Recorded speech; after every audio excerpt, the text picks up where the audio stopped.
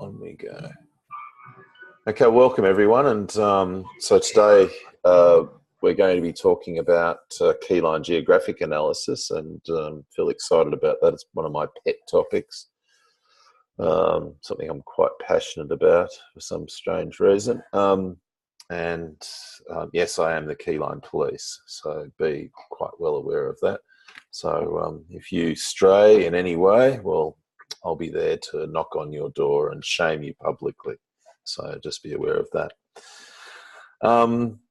I needed to start today, though, just to acknowledge a dear friend of ours who we just found out this morning passed away. Our beautiful friend Carolyn Solzer from Switzerland, who, very shocking news this morning that we found that she'd passed away. She's struggled with cancer for a number of years, but had repeatedly beat it back, and very, very sad to see her pass. She came to the Rex that we held in July in France with David Marino and with her partner Eric, and they had just bought a farm in the Alps and had really big plans for it, and and she seemed really healthy and well and in love and being and loved.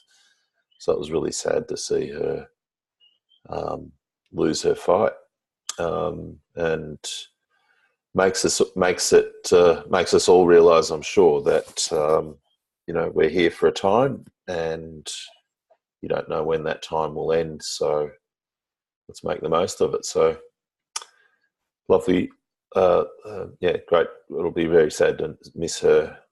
We'll miss her very big smiley face. The best photo I could find of her was from one that we when we were at the Savory Institute conference in London in 2014. Will be again one of those times that we just kept on catching up with each other. She was a big supporter of Keyline. She loved Keyline, really big supporter of holistic management on both at her properties in Europe and also in Africa, where her father had a foundation in Botswana, and I connected them with Alan Savory and the Savory Institute, and they did a lot of work with the Maasai, anyway, she'll be greatly missed. So God bless you, Carolyn. All right, well, on with the show after that sad note.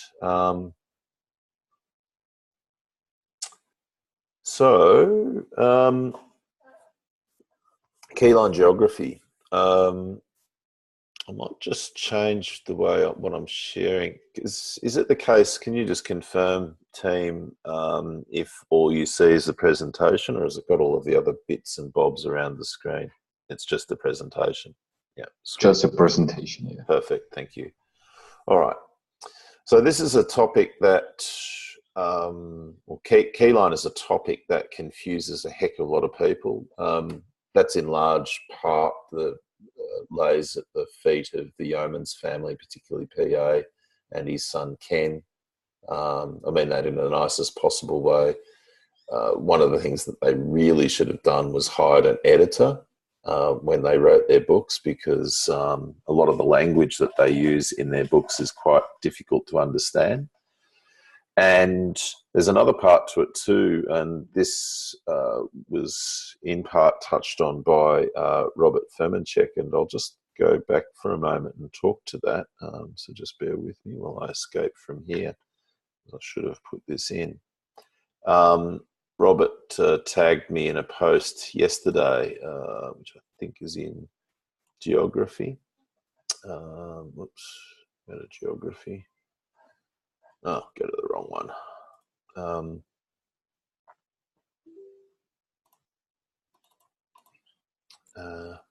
Where are we here? Geography. Where are we? There was a... No, it wasn't in there. Anyway, there was a range of books. I think it's actually if I go into the chat, probably in there would be easier. Oh, wait.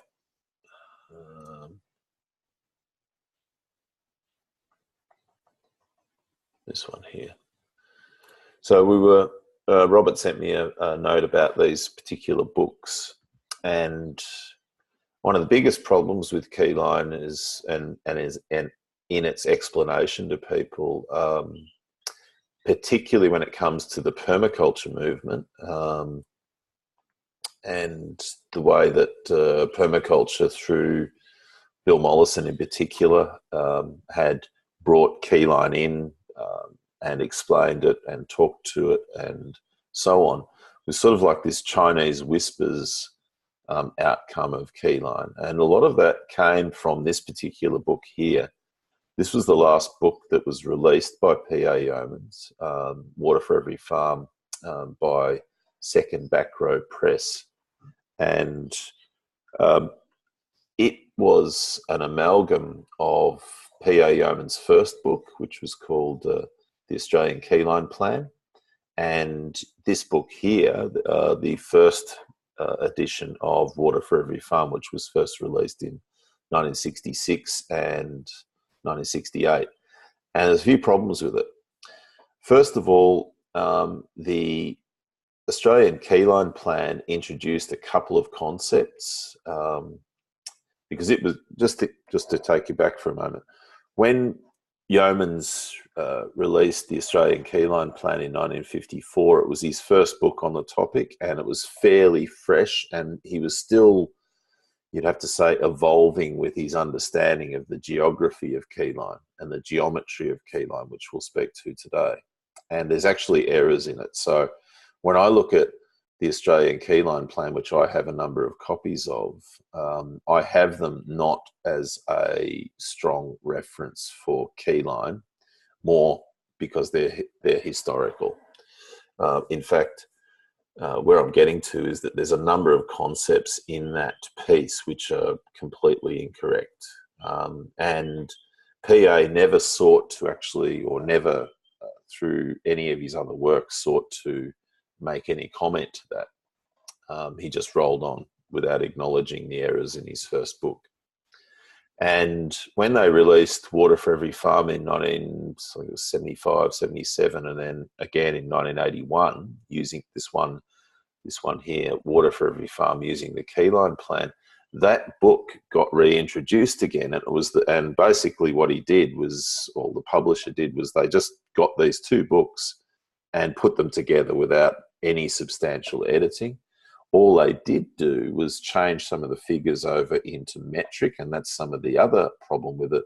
A lot of the figures in there were completely, the conversions were wrong.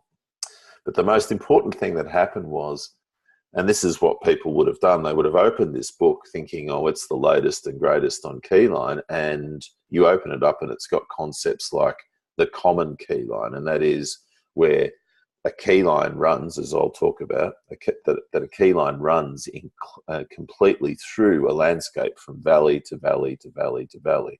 Wrong.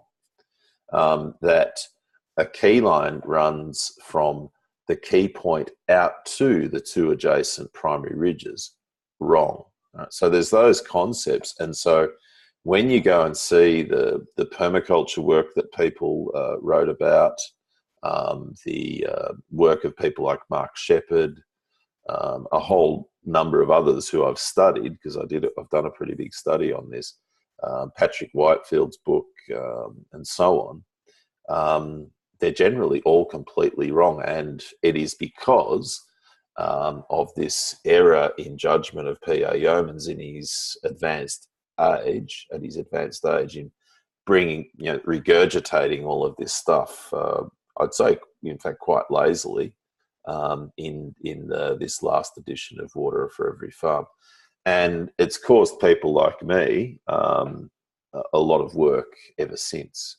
So just bear that in mind. Now, when it comes to the best books on Keyline, this book here, Water for Every Farm, is, if you're very interested in Keyline, then it's a book to get. The other book to get is this Water for Every Farm, this blue edition. It's hard to get, but it's the book that introduces the flood flow concept. And the other book, which I'll just bring up on the screen, is the challenge of landscape. And so the challenge of landscape is, let's go back to here. The challenge of landscape, which was written in 1958, I think is by far the best book on keyline that there is. If you can get a copy of that, great. Otherwise, we've got links to it so you can get a copy online. So, because Alan Yeomans has made all of these books available. So this is the part of my library. But so this one here, the Australian Keyline Plan, yeah, by all means, if you can get a copy as an antiquarian book, nice to have it. The Challenge of Landscape is by far the best. This little slip one here is another book. It's called The Geographic Basis of Keyline. That's this one by J. MacDonald Holmes. Again, this is available as a PDF, so you can read through that. J. MacDonald Holmes was the Emeritus Professor of Geography at the University of Sydney, and he wrote the first book on, well, he wrote a few books, one of which was this one here, which is called The Geographical Basis of Government, which he wrote in 1944. He also wrote this one here, which is called Practical Map Reading, and he wrote that as for soldiers in the Second World War, for the mapping for the National Administration and Army Intelligence in 1941. So there you go with that one. That's a ripper. And he also wrote, which I haven't got with me right now, but he also wrote a book called Soil Conservation for New Zealand and Australia and New Zealand in 1946. And that was the first book on soil conservation in Australia, in which was the first mention of P.A. Yeoman's work. They were very close mates and very close allies, and it was a real help to Yeomans to have someone who was so high up in the university system as an ally here in Australia, especially someone with such a standing as J. MacDonald Holmes had. Anyway, he wrote a book on keyline geography, and it's a really, really great read. So I certainly recommend that you get a copy of that, or download a copy of this and add that to your library, print it out. The other book that he wrote, which was his last one, was The City Forest, the Keyline Plan for the Human Environment Revolution, which he brought to, he made an acronym of Human Environment Revolution, which was HER. So the Keyline Plan for the HER. And this was where Yeomans applied the keyline principles to the urban landscape, which were really, really brave and outstanding. And we'll look a bit more at that as we go through the presentation. So they're the pieces that I recommend. Yeah, there's copies of all of them except for Water for Every Farm available online. So we'll talk about those through the week, no doubt. All right, well, let's get back to the show. There we are. Now, what I wanted to talk about through this presentation, and if you've looked at the other one that I did for the first Rex, you'll notice two things. One is that Georgie is not with us. He's in Mexico traveling and working on the Agrarian's Handbook, so he's out of the picture at the moment. So I'll be presenting this whole one, and it's a completely different presentation to what I gave on that first one. So good to watch that one, but this is completely different. Secondly, so we'll be talking about the keyline geographic elements. We'll look at the keyline plan step by step. I've decided over the last few years, particularly this year, to refer to the keyline plan as opposed to keyline design or any of these other things for a very strong reason. And that's because Yeomans had a plan and that's what he called it. So as opposed to confusing it by calling it keyline design or keyline farming or any of these sorts of things, I'm just going right back to basics. And the step-by-step process that we've consolidated through our acknowledgement, if you like,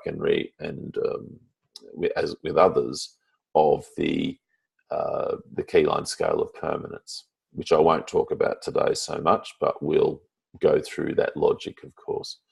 I'll also look at other parts to this discussion which are aligned and come from the soil conservation movement, if you like, and soil conservation philosophy and practice. And that's where we've got land elements, which are a part of the science or the discipline called geomorphometry. Then we'll also look at land classes, and we'll look at land capability. Now, Yeomans would probably be turning in his grave a bit that I'm discussing, at the very least, land classes and land capability, because he didn't really believe in them. And I'll talk to that a bit later. And that I've brought together in this presentation, some of the soil conservation stuff and Keyline together.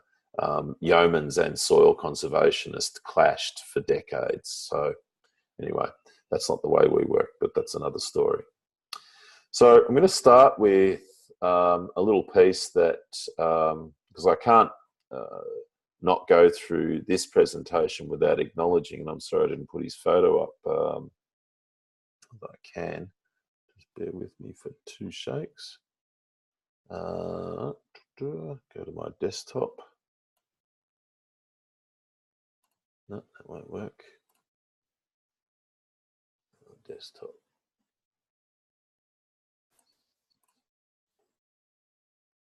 I have to acknowledge somebody. Oh, yeah, Jeffrey. He's always there, but I can't get on my desktop. I can't. Here we are. Oh. Bloody thing. Where's he gone? I can't find him right at the moment. Anyway, I'll come back to him later or through the week. Jeffrey Booth, who was a student of ours and a student of Yeoman's, who donated to us the Keyline archive that he produced. And one thing that he did just before he died, in the year before he died, was he said he had this storyboard that he wanted, that he'd been sitting on since 1979. And so we took that storyboard, and this is an unfinished work, and created an animation. This is with Georgie and myself. I directed it and rewrote the script, and Jeff sponsored this work. Jeff was also the major sponsor of the Polyphases documentary. So here we go. Oops, what happened then? Why isn't that playing? Oh, here we go. So this is a landscape that we created a digital elevation, or had a digital elevation model of, and what we're looking at here is all of the climate figures of that and its boundary. And it's a naked landscape. Then these are the 3-meter contour lines that we put on this landscape. And then which will be part of your task for this week, we then took this diagram or this model and then started to put onto it all of the Keyline geographic elements, which, as I said, we'll be asking you to do on your maps this week or when you get the chance. So the first of those are the main ridge lines, and these are the, if you like, the skeleton part of the main skeleton of the landscape. And as you can see here, they're that horizon ridge that's on any landscape, and I'll talk a bit more about that when we get to the next slide. Then from that, we have some more landscapes, which are the primary ridges. So the primary ridges are those, if you look at your own hand, you'll see that the knuckles on your hand across here are the main ridge, and then from that you've got your fingers, which have a series of primary ridges, and then in between them are all of these primary valleys and secondary valleys. But in your hand, you've just got a series of primary valleys, which are inside of each of your primary ridges. And so we've captured that. There's some sequencing issues here, which is part of the reason why this hasn't been released. So the other point that we make is that we've got what we call primary land units, and these are the first catchments of any landscape. And so your landscape, when you break it up, and a few people have already made the comment that or you don't know how Keyline will apply to their landscape and so on. Well, I've yet to see a landscape yet where that landscape does not have either the applicability of Keyline techniques to it, or the Keyline landscape breakdown that it's not part of a whole Keyline landscape, because that's part of what Yeomans did. And if one of the first things that he did do was suggest that people, found key points, found key lines, but also looked at what those primary land units are. So again, if you look at your hand, here's the main ridge. Here's these two ridges, adjacent ridges. Well, if you put a line up the center of each of those fingers and then go along that main ridge and down there, and then you came down to what would be a creek, or a secondary valley, that would be called a primary land unit. And so your landscape is broken up into them, and they are ostensibly the first catchments of a landscape, the first watersheds of a landscape. And then a whole catchment is made up of a whole collection of these primary land units. You may own or operate within one primary land unit, depending on the scale of your property, or you might have a whole primary land unit, or you may have a collection of them yourself that you manage. But it's a really strong strong place to start your process of understanding Keyline geography. So we go on from that, and then we also look at the length of land. Every bit of land has a different length, and what that means is this is the length of land from the ridge to the creek or to the secondary valley. So the main ridge down to here. Now, some landscapes that might be a couple of miles, and anything over about 1 kilometre of length is what's called a long landscape.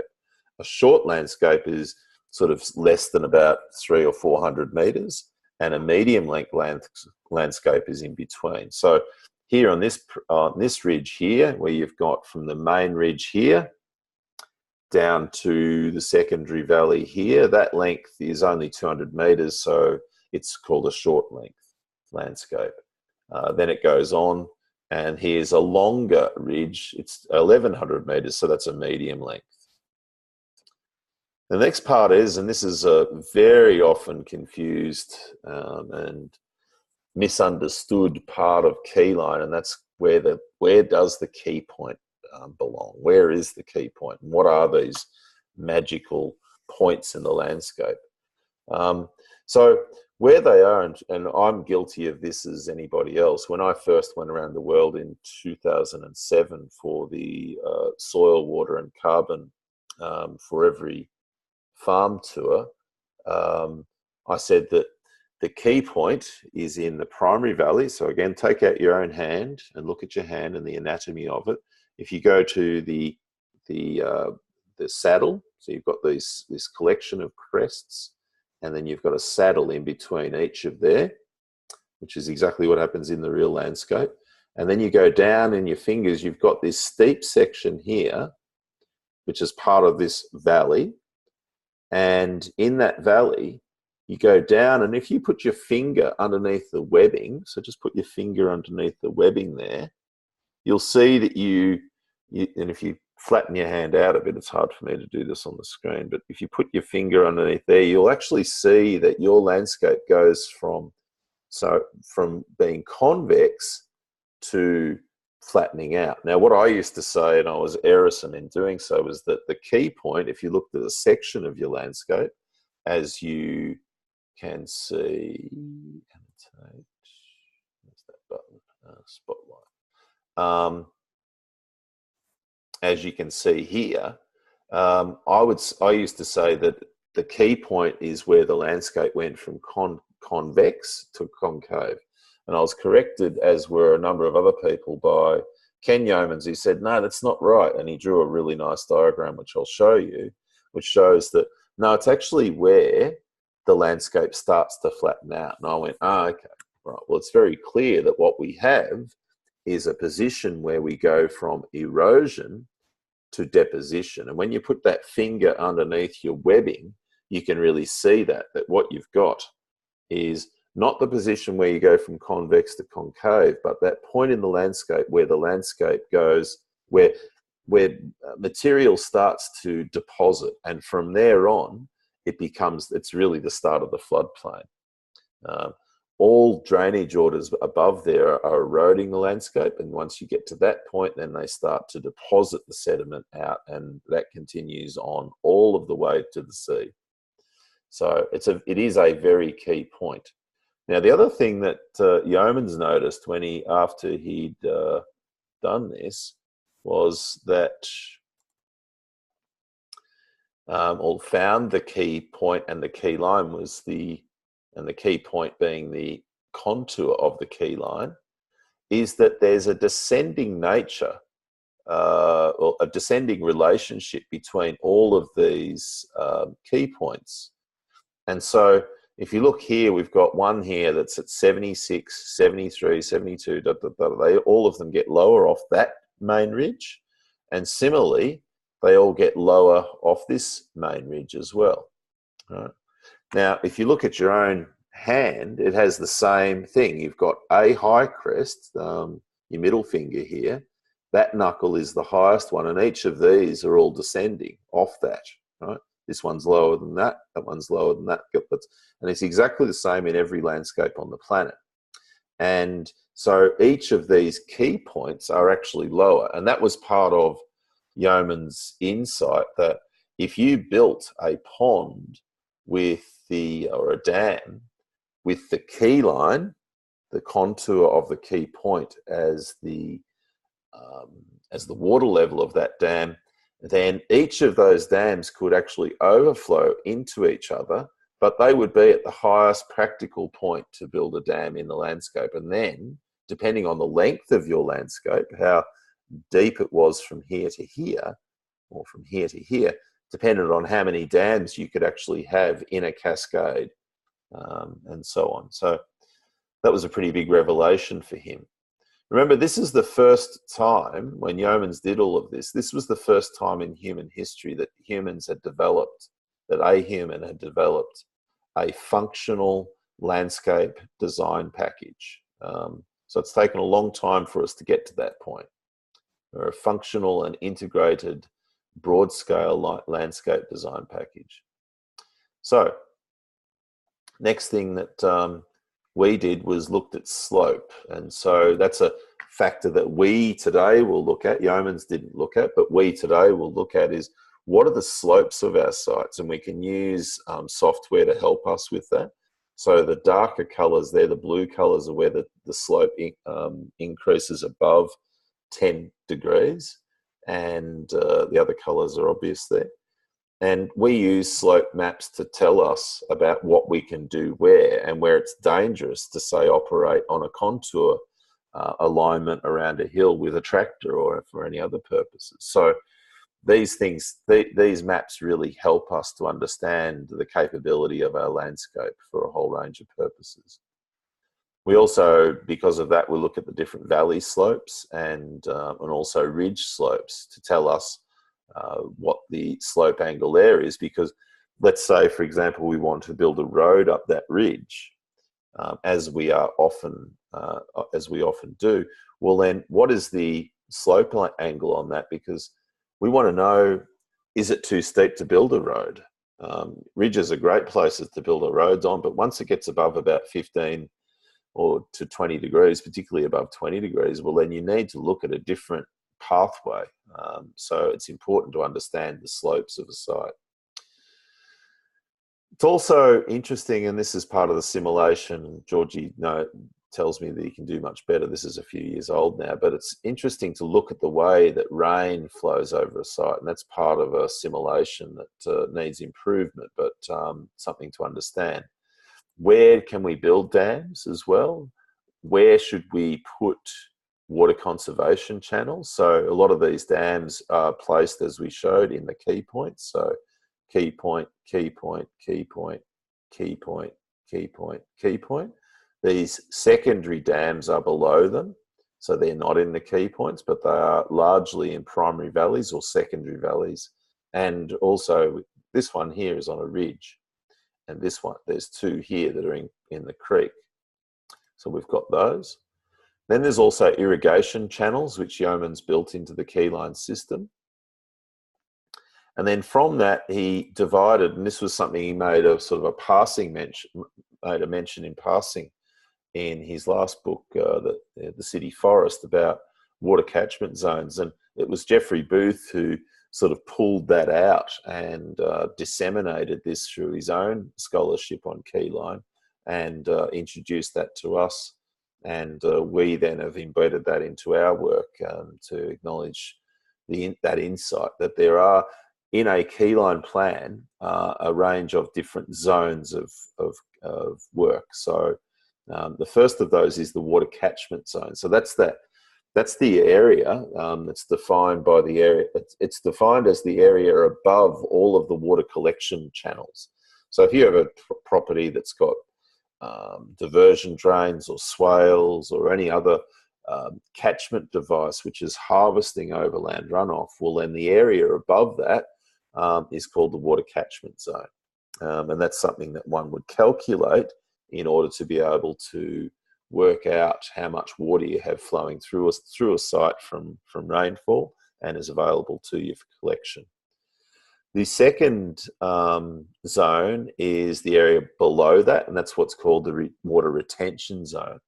And this is an area where we've got retention of water from in dams, also in soil, and also available for reuse through irrigation and then collection from irrigation. Next zone is the irrigation zone.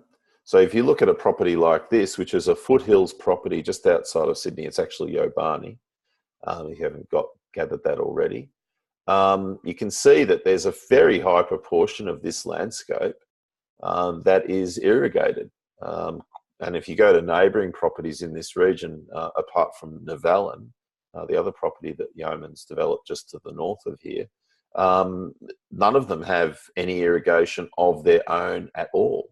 And so they're completely laid open to all of the vagaries of climatic variation and drought and all of the rest of it, whereas Yeoman's property knew no drought and still doesn't, nearly 70 years later. Then there's the water reconstitution zone, and so this is the area where you cannot. Your only possibility to catch water now is in dams, and you've lost the gravity potential from that point on. These are the lowest storages in your system, ostensibly, and that's it before it goes.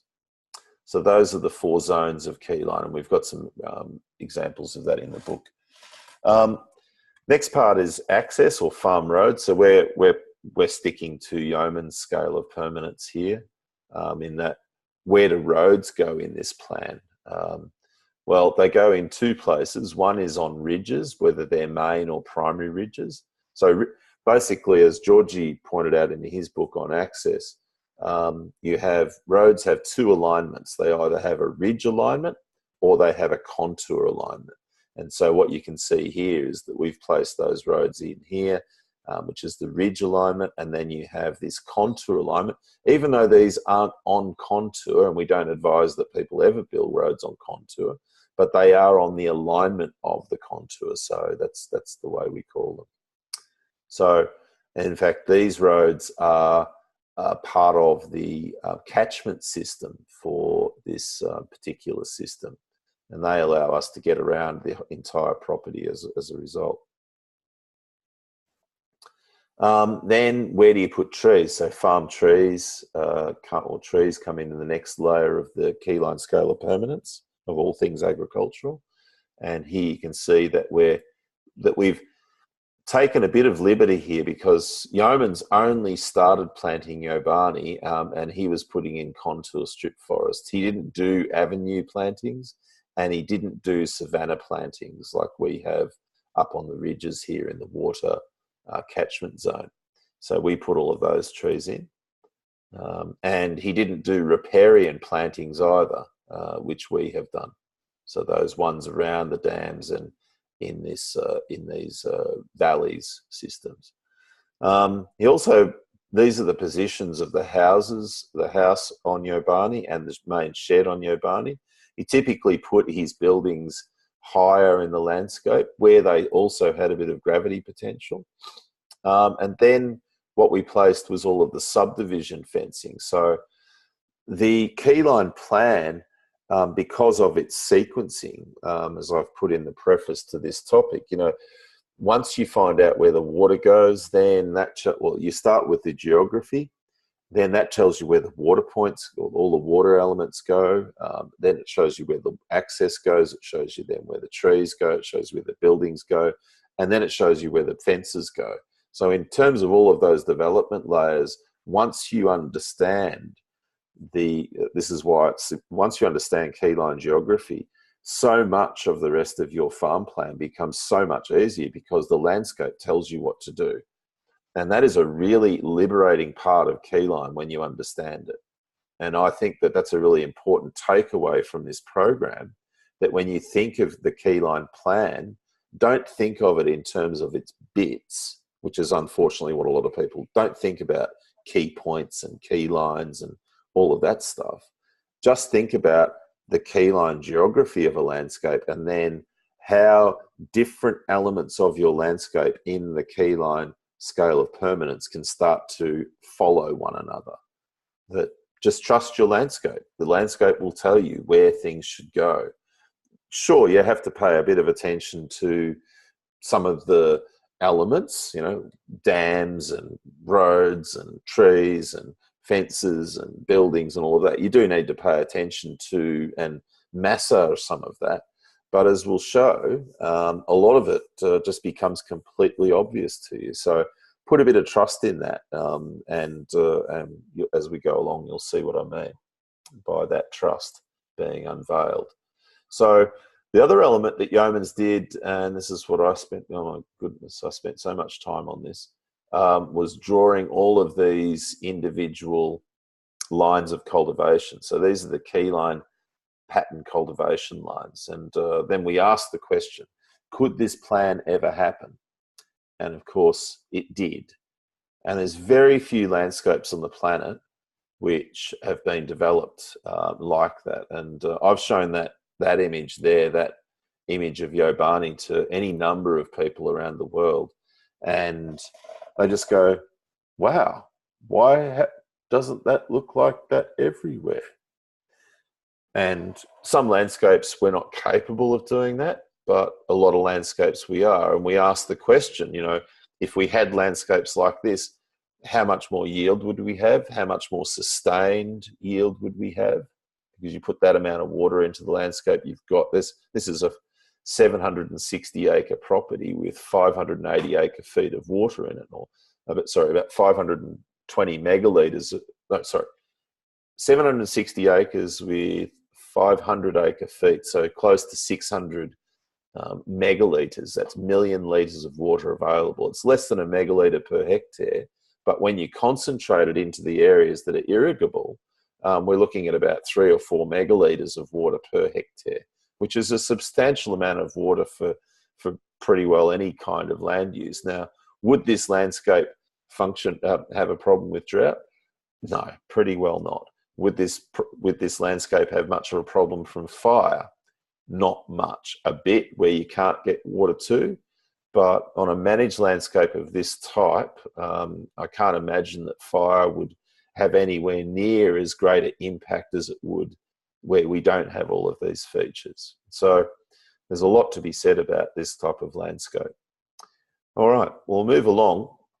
So getting back to our handscape, I've been using this method for years to talk about Keyline, and I have to acknowledge my friend and colleague Brock Dolman, who said, "Oh, that's what we call the handscape." So, and he's a lyricist, so it should come as no surprise. All right, well, we're going to go through a sequence now, and that sequence will have us look at a particular property. We're actually going to go through a few properties here, and we're going to go through them and look at, we're going to break them down.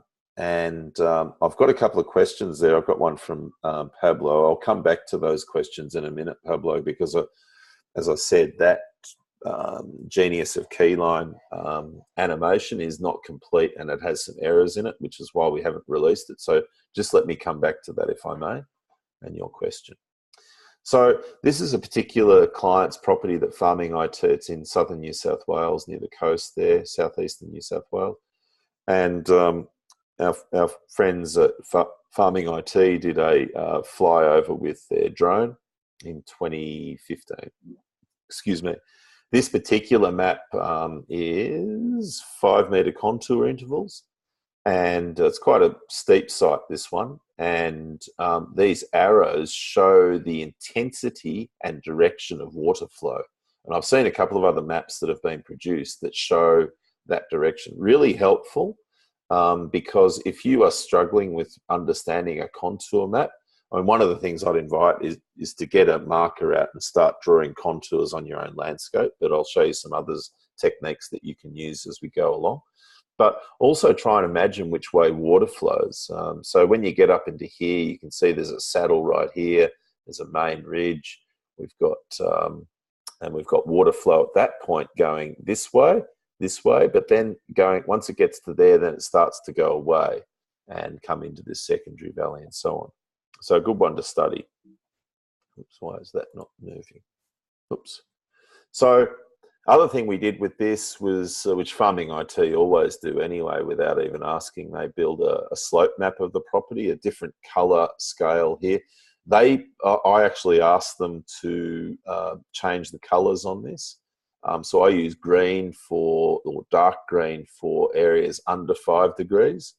And so I use the sort of traffic light colours, and for a reason. Once you get to 35 degrees and you're driving a tractor, you really shouldn't be driving with a tractor. It starts to get, your internal gyroscope starts to get a little tested. Once you get above that, then the colours of death come in, purple and black. So you really, when you're looking at a landscape and trying to decide what you do where, having a slope map as an additional layer is a really helpful thing for you to determine what activities are or what land uses are appropriate in different parts of your site and so on. So this is a very good way of going about it with those colours. Georgie did a lot of this sort of work for us back in the day, and it's really helpful. And I think he's got an instructional webinar on how to do this, I think with QGIS, if I remember correctly, and someone might be able to find that. Yeah, just hang back if I can, Ryan. I'll come to your question. So just hold off on some of these questions because I've got a lot to get through. So just hold your questions if you can until then. But we will come back to all of them. So Georgie did a lot of this sort of work for us for a while, and for clients, because again, clients couldn't necessarily read their contour maps, and these shaded relief models, or what I call 2D, 3D images, really help people to be able to visualize the contours of the landscape and what they actually mean, and help you to break the landscape down into its keyline geographical elements in terms of main ridge, primary ridge, primary valley, secondary valley, key point, key line, and that's what we'll go through now. So here's this example of this place, aerial photo. Onto that, we've put the contour lines that have been developed. These are 10-metre versions, so as to not clutter the image too much.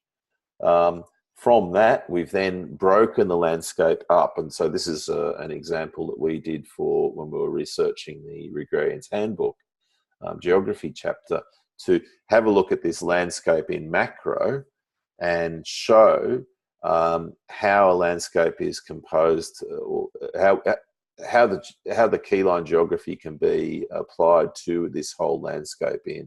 We've got this main ridge and a collection of those primary ridges which come off that, so these fingers, and then primary valleys, which then when two primary valleys join, they become a secondary valley, and then you go into river, then you go into or creek, then you go to river, then you go to estuary. So this cascade of the different orders of ridge, of which there's two, so there's main ridge and primary ridge, and then these different orders of water flow.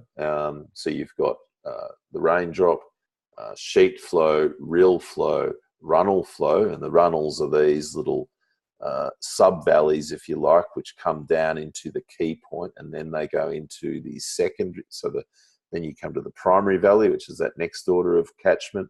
Then you go to the secondary valley, which is part really of the creek system. Then you get to the river. Then you get to the estuary, and then you get to the ocean. And they're the orders of drainage. So in so many things, there are orders, and there's orders of magnitude, and so in lies those orders within landscape. So what we did with this particular map was we broke this one down into those main ridges. So that will be one of the first things that you will do with your own map as part of this week's task work. Take those contour maps that you've built in the last week and break them down into their primary land units. So go along, mark your ridges. So mark your primary ridge and your main ridge. If this is a bit confusing to you about primary ridge and main ridge, don't worry about it. Just mark ridges. Just call them ridges, because there's only two and it really doesn't matter, right? So just mark those ridges out. But try and do it in a way that you break your landscape up into these primary land units, as we've done here. So each one of these is its own little catchment. Each one is a different size and shape, and each one has a different catchment area.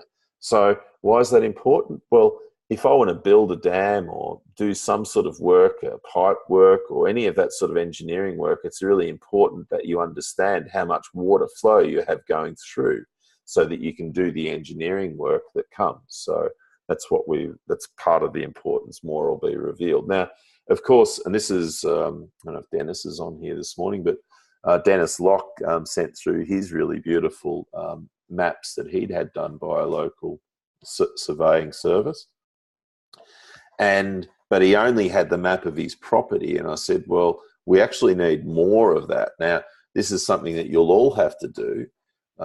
Most of you will have the case where the catchment of water running through your property will not will not all emanate from your property. It'll come off your property. So, and that's the case with this one is here. So some of these primary land units go way off the property. So you need to include those in your calculations. That's part of this whole catchment analysis that occurs within the Keyline plan. So we'll do that. Next part that we've done here is we've mapped out the water flow lines. So again, if the whole key point, key, primary valley, blah, blah, all confuses you too much, don't worry about it. I'm not that concerned about it.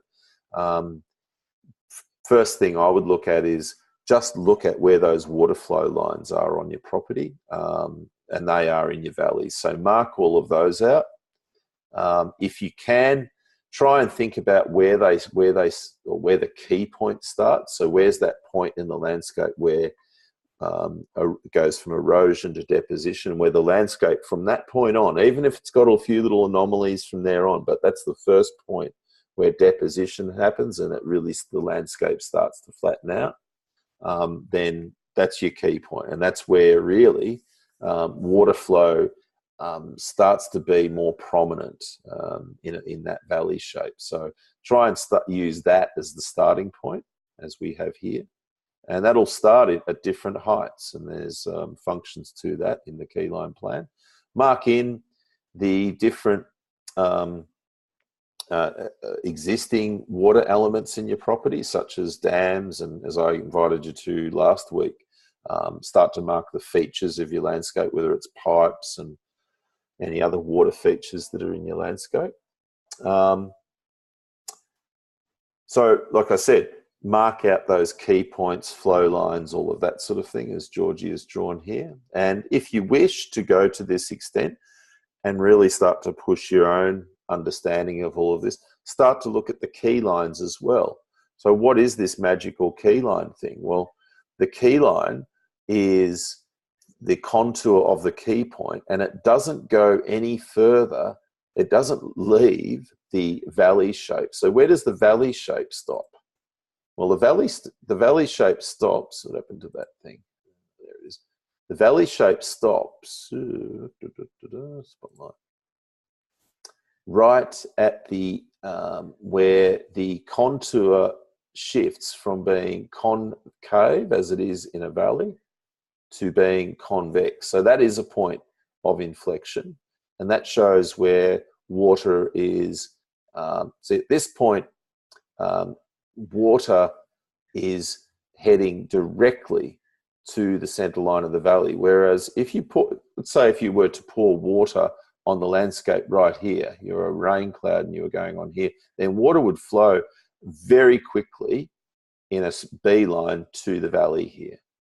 All right, that's within the valley shape. But once you get past here, it actually spreads out. And that's another insight of Yeomans in the way that water flows across the landscape, and why sometimes we will put a spillway out on a ridge.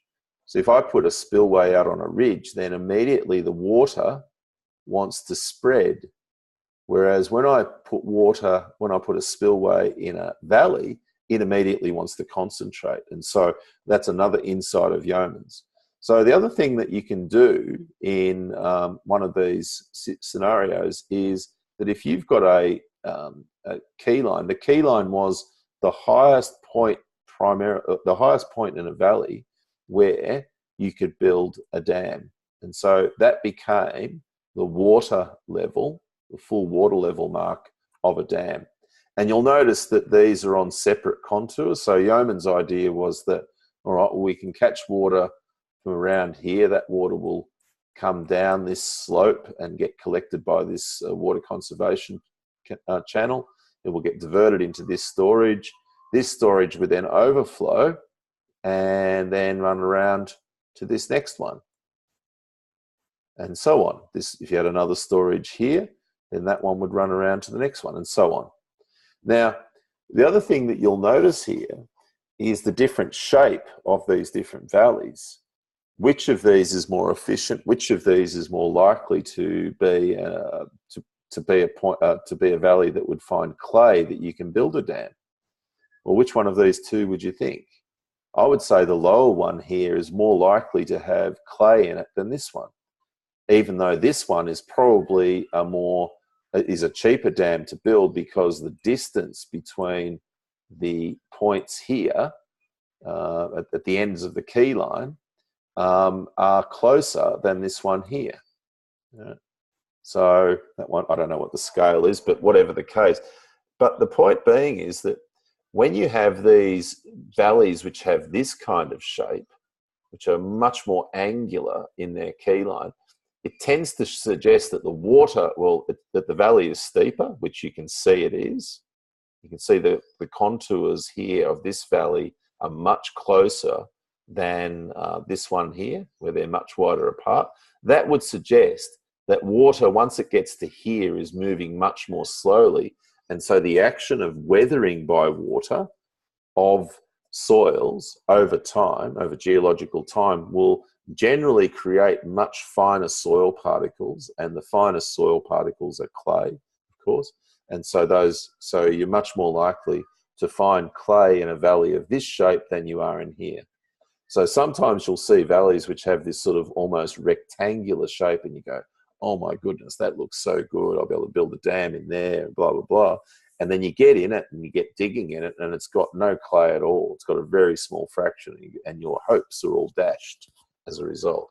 So when you're looking at a map, you can tell a lot about the territory or factor in a lot about the territory before you actually get there, because the map is telling you a lot about the way that this land has formed over time and what you might find. But you still got to get out there and investigate. Don't just stick with the map and forget everything else. So that's the main significance of the key point and the key line. All right, so we'll move on. Why is that not doing? Right. Okay. Why isn't it doing it?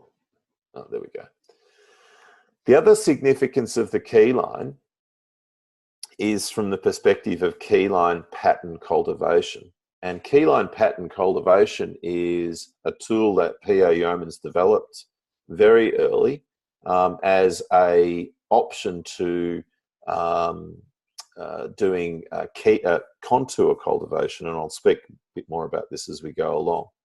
So the keyline is this very peculiar line that when you plow or cultivate or have rows of any kind go parallel with it, you can go parallel above and below the key line and water will always fall, apart from on the key line itself, which is a true contour. The water will always fall in a direction away from the center line of the valley. And that was a very big insight that Yeomans had, and something that we carry on with today in patterning in a lot of work that we do. Because what nature does is concentrates all of its water into the smallest component of a foothills landscape, i.e. the primary valley, or the valley form, at the cost of the watershed, which is primarily the ridge shape. So even on your hand, if you look at your hand, if you were to look at the surface area of your hand, it is mostly ridge. Right? It's mostly convex landscape. The smallest component of you in terms of surface areas of valleys. And so these areas which are all convex, water sheds readily from. And so they're the first to dry out and they're the first to become droughty and all of the rest of it. So if you have a foothills landscape, then most of your landscape is by default, just because of its shape, going to be a watershed. Whereas your valleys, which are the smallest parts, tend to be the only bits that have any green in them that hangs on. And so, or too much water where you get swamp and there's swampy grasses and all of the rest of the swamp plants, etc.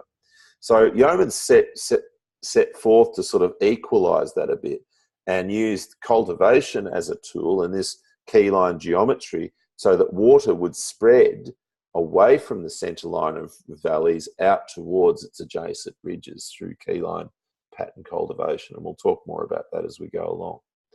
So there's that diagram that I was talking about before from Ken Yeomans that he sent out, showing that, well, there's the point where we go from convex to concave, but that the key point, and you can see this really clearly in this graph, right there, you can see that all of the contours are actually, which are marked here in this diagram, all of the contours above there are close together. And then once you get to that point, then the contours start to really, from there on, start to flatten out. It's a really good diagram to explain that. Now, the other thing that, and this is one of Georgie's diagrams from earlier, is that people, when they do contour cultivation, so they pick a contour that they're running with. So in this case, to the right here, Georgie's picked this particular contour here, and he's ploughed parallel above it. And you can see that when you plough parallel, as so many people do across any soil conservation landscape, or where you set up swales in your landscape, they're all generally, nearly always, particularly people who follow permaculture practice, they nearly always put swales on contour. Well, you have a spacing between those contours, and as soon as you understand that every contour that's well spaced, that once you go in between those contours, you're not on contour anymore. You generally, when you put a swale in or do contour ploughing, you have one here, and then you have another one below, and another one above. So what happens if you're doing any row crop work in between, which a lot of people are doing? Well, what happens is if you don't do this parallel to the contour in the right way, then what will happen is you actually continue to dehydrate your ridge, which is kind of against the whole principle here. So it's always, and this is a very important point to make, that if you remember anything about this whole keyline cultivation practice, is that you should always, if you mark a contour in your valley, always run parallel inside of the contour. Ditto, if you have a contour on your ridge, then you always cultivate or mark any lines parallel inside. If you do that, don't pay attention to anything else, just always go inside of contours, then what will happen is that you'll always have water either in a valley shape, always going away from the center line of the ridge, of the valley. On a ridge form, you'll always have water falling inside of the into the center line of the ridge. It's really clearly shown here. In fact, I'd look at the tip of your finger. If you look at the tip of your finger, your fingernail, that fingernail is effectively a contour. All right. Now, if you look at that, now if you were to draw which I can, I'll just get a Sharpie here. Sharpie, that'll do. If I was to just draw a, I'll zoom out. If I was to just draw a little contour on that marks the bottom of that. Now, if I run parallel inside of that, which I'm going to do now, well, you can do this yourself at home. If you run parallel inside of that, you'll soon see that when you get up your slope, up your finger slope, that the contours get those parallel lines with that bottom one get tighter and tighter and tighter. It's very similar to, if any of you have used the lawnmower or cut grass in a field, you generally start on the outside of the field, and as you get a few runs inside, it starts to get harder and harder to take the corners. It's just because of simple geometry, that as you work inside of a curve, it gets tighter and tighter and tighter. Now, whilst that's happening, as you go down a valley, the contours get flatter and flatter and flatter. So they actually start to change their shape. So you look at the shape of this contour here versus the ones up here. These ones are quite like a V, whereas this one's more like a big open U, right? Now, because we've gone inside of this here, it's getting tighter and tighter. And so you have this underlying factor where these cultivation lines or row lines, or whatever they are, start to look very different in their shape to the underlying contours. The same happens on a ridge. So if this line right here, let's come back here. If this line right here is your fingernail, and then you've got the next contour up and the next contour, look at the shape of these parallel lines as you go up. They get tighter and tighter. And of course, look at their relationship to the contours themselves. They're actually falling across the contours to the center line. And that's part of the whole genius of keyline pattern cultivation. So we outlined that in the book, where I took a diagram from Yeoman's Challenge of Landscape and put two identical ridges from one of his diagrams together, and said, all right, well, there's one key point, there's a bottom ridge line, there's another key point. Let's work through how to join these up together. So key point, key line, key point, key line, bottom ridge line. So what we did was very simply did a parallel offset from, so we drew the key line, did a parallel offset as we go down, and you can already see that when we get to here, to this point, let's get back to here. When you get to this point here, that green line, so if that if you follow that out, it's clearly falling. Whoops, it's clearly falling across the landscape here towards the ridge, just by being parallel with that. If I ran parallel with this one, it would have the same effect. The Keyline's special because it's the only line in the landscape that you can do this parallel above and below. But typically, once you go above the Keyline, the landscape starts to steepen, and you can't do any cultivation or contour line work. So I've gone parallel all the way down. I've then had it so that that line joins up with this bottom line here. All right? And this is often the case, just to make the point, that if that line there is my finger, my fingernail, look at your finger and see that often what you'll have at the bottom of a ridge is it gets quite steep. There's a point where it'll drop off, and then you'll have the creek that'll be running next as the next landform. And so that's exemplified here.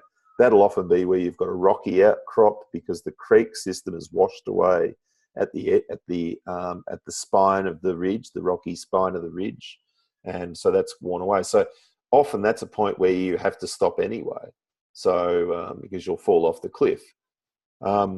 So we mark there and then go parallel with these. You can see clearly that there's more lines here because that point is higher in elevation than this point, this key point, and so there's less lines in between. So we've joined the two together. From that, we then looked at this factor of trying to have it so that we tried to understand the different efficiency of different layouts using different patterns here. So the most common layout that humans use on any landscape is the rectilinear grid. And so from this, we were able to, I used GIS to develop this grid. I had it, and I used the same factors for each of these three examples on this identical landscape. So one, I used the grid, the equidistant grid. And so these might be grapes or trees or whatever they are, right? Equally spaced with the same amount of headland. So that's the turning areas at the end and so on. So the total row length of all of these rows was 11.128 kilometers. And so that won. And it's so when we look at it, you go, okay, well, that's got the highest amount of, I've been able to get more individual trees or whatever units of vegetation into this landscape by using this rectilinear grid, standard grid system. So it won at 100%. Now you look at it and you go, well, gee, that's all good, but the problem is, what about all of the water flow on this? Where's it all going on? It's all going downhill. And even if this was going with where the rows were going in this direction, you can see that this, if you look at this row is clearly falling. Oh, sorry, going that way. This row is clearly falling. Sorry, I'll just do that again. Clear. That if I start here, I'll start here. That as I run across, then water is falling in that direction, right? So if that was a row going that way, then water is falling in that direction towards the valley.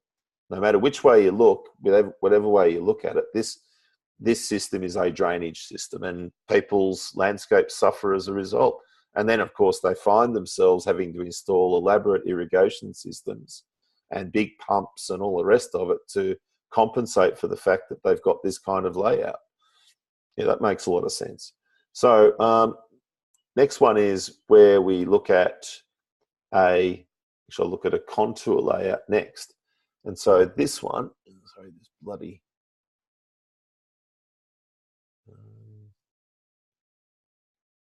can't take that away. Sorry, at the top of my screen, I've got this little bar that's for zoom, and I don't know how to move it. I do. There we go, finally. So you can see here that the contour layout, which a lot of people would use, is 9.3 kilometres. So it's 83% of the grid layout. And with that, you can see that what we've had, and this is landscapes all over the world where people do paddy culture, where they use soil conservation, as they've done all across New South Wales and Queensland, across so much of the United States where soil conservation work had its start and still is government policy. All of that, you see this landscape all over. Now, if you're doing any row crops, then that presents some significant challenges to you in a couple of ways. One of which is that what you do, and remember, I've used exactly the same row spacing here, and I've used exactly the same turning areas at the end. So one of the problems here, let's say that you're driving along with your header. You're out on a broadacre property in the Midwest, and you're driving along with your header, and let's go along this row, and all's nice, going along beautifully, driving along, Yep, all very good. Right, driving along, and I get to here, I turn around. Right, all still good. Still got plenty of room in between that next agroforestry row or that next berm, that terrace berm that is going to stop me going through. That's all good. I'm all good so far. I'll keep going. Right, and then I need a GPS clearly. Then I get to here, and then I come to this point, and I go, oh, just hit this next terrace. And then I continue along, and I come in, and that's all good. And then I hit the next one, and so on. And then I get to here, and I can't get through anymore. I've actually got to do a turn with a header inside. And then I get to here, and I can't turn anymore. And I have to, and this is what happens across millions of hectares of land all over the world where people have these crazy layouts. Now, it's a good layout because it saves water. It's not as bad as having an equidistant grid, but it still is relatively inefficient. And it also is the fact that whilst in most cases, what people do when they run these systems is that they don't have every row on contour. They'll select a contour, which they'll run parallel to. And then as a result, you'll start to see this type of thing happening where, this point here, actually I'll use another one. This point here is clearly higher than this point here. And so again, even though we're running parallel to contour, so we're running parallel with this contour below, what we're finding is that this line here is actually dehydrating. So it does really depend. Whereas this one here, we've run parallel. So here's this contour.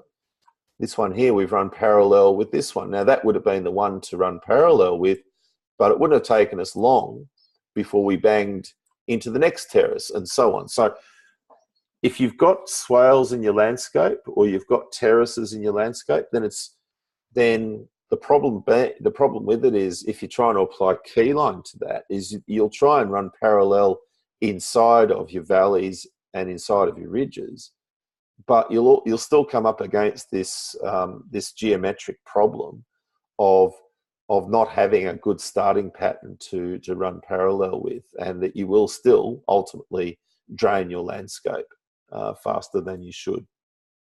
So we'll look at the other one. The other option, is the keyline landscape. So the keyline where we ran parallel with all that we discussed before, or defined before, has us at 96% of the row spacing, of the row length, and has us so that each and every one of these rows, with the exception of the key lines themselves, just those key lines, is because they're on contour, we're falling from the valley towards the ridge centre line. That happens across the whole system. And so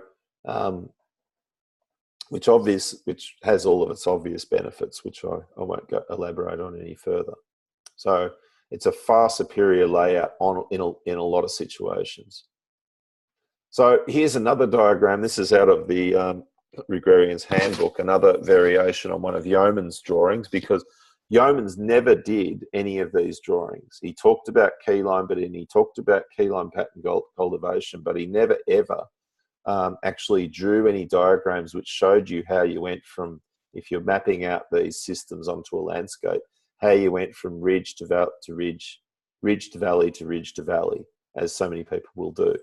So we put in this sequence, and so that's in the geography section of the Agrarian's Handbook. Now, this is another way of looking at it. You want to do a contour map on your faithful little cucumber here. I had one client who just couldn't get it, and I saw a cucumber in his bowl there, and I said, all right, so I got the Sharpies out and did a contour map of his cucumber, which are the red lines, and they even had a couple of little ridges on the top with these dimples.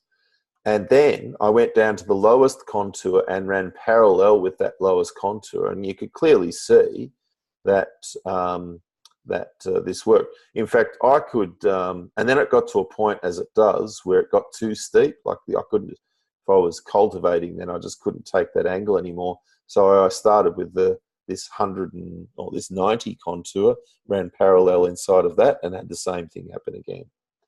Now I could go along there with a knife and do it, or a nice little device, and create little divots in there and pour water on it, and it would show me the pattern of water flow on there. I could just do a little spray gun on there, little atomizer, and it would show how water is moving on this landscape as a result. So you can do all of those sorts of things. This is an example that I did in a presentation a while ago of a project that I did in 1995 or 6, I think. It was one of my first big jobs, doing a vineyard forestry, agroforestry project here in central Victoria using keyline principles. And this is a vineyard that we did where we built a keypoint dam. So there's the keypoint and the keyline. And then we built we built in this valley, we built, and on these ridges, we built these rows now of vines, and we did the same with some forestry and so on. There's a seed orchard right here because there's a power line running across the top. There's a power post there and there. And so we did that seed orchard there for didn't get too high. So anyway, we did that. Now, part of the outcome of this was, and I've got some notes from this from the client when I posted this relatively recently, is to show primary ridge, primary valley. And that what we did here was we found that by having these breaks in the system, we were actually able to encourage airflow such that this quite frosty little primary valley here no longer suffered from as much frost, because the actual lines of vines are like a hedge. And so because they were directed in this way, they not only harvested water when it rained, such that we didn't need any irrigation on this after establishment. So we had irrigation on there to start the vines off, but once they were established, we didn't need to irrigate this vineyard anymore. That was function number one. But function number two was that because of this patterning, we were actually able to create an exhaust for cold air, and that exhaust meant that frost damage and the incidence of frost was nowhere near as great as it would have been otherwise without this patterning.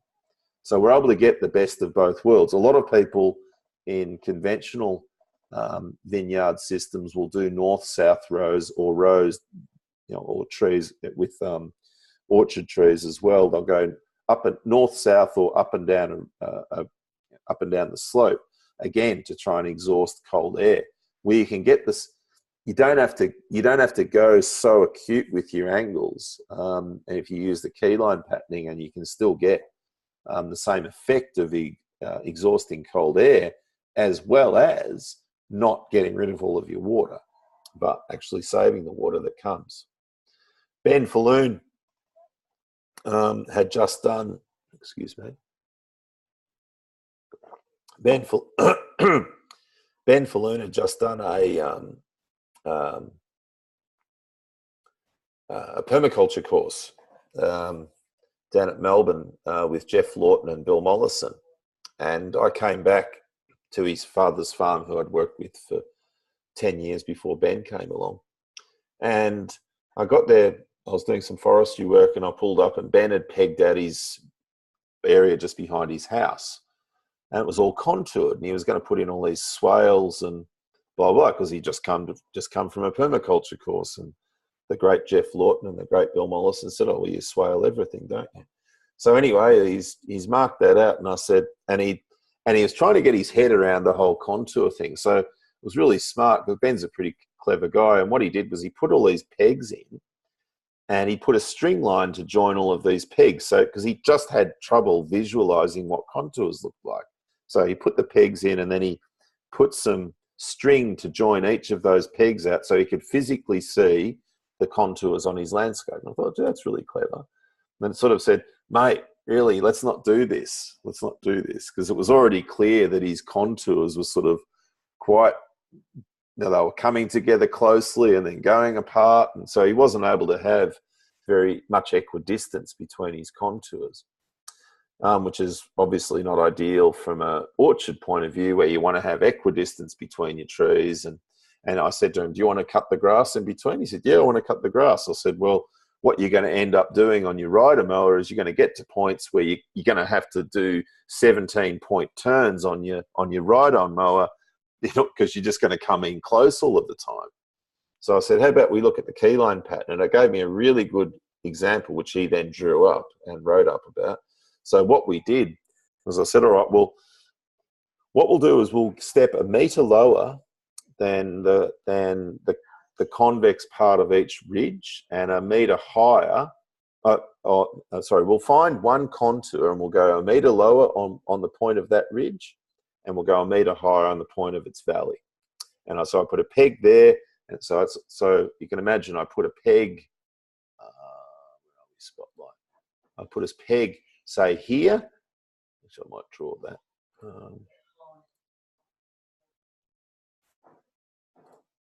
I put a peg right here, and I put a peg, say, right here. Now, when I did that, what we did is, and then I put another one up here. What we did was then I got another bit of cord, and we put those pegs in and joined them and looked at the difference. It's a bit hard to see in this diagram, but if you're struggling with this, even if you do it in your backyard or on a small piece of land, mark out 3 or 4 contours, and then do as I've said, and then you'll see the difference quite visually between a contoured landscape and a keyline landscape. And you can walk along those, and you can imagine what water would do.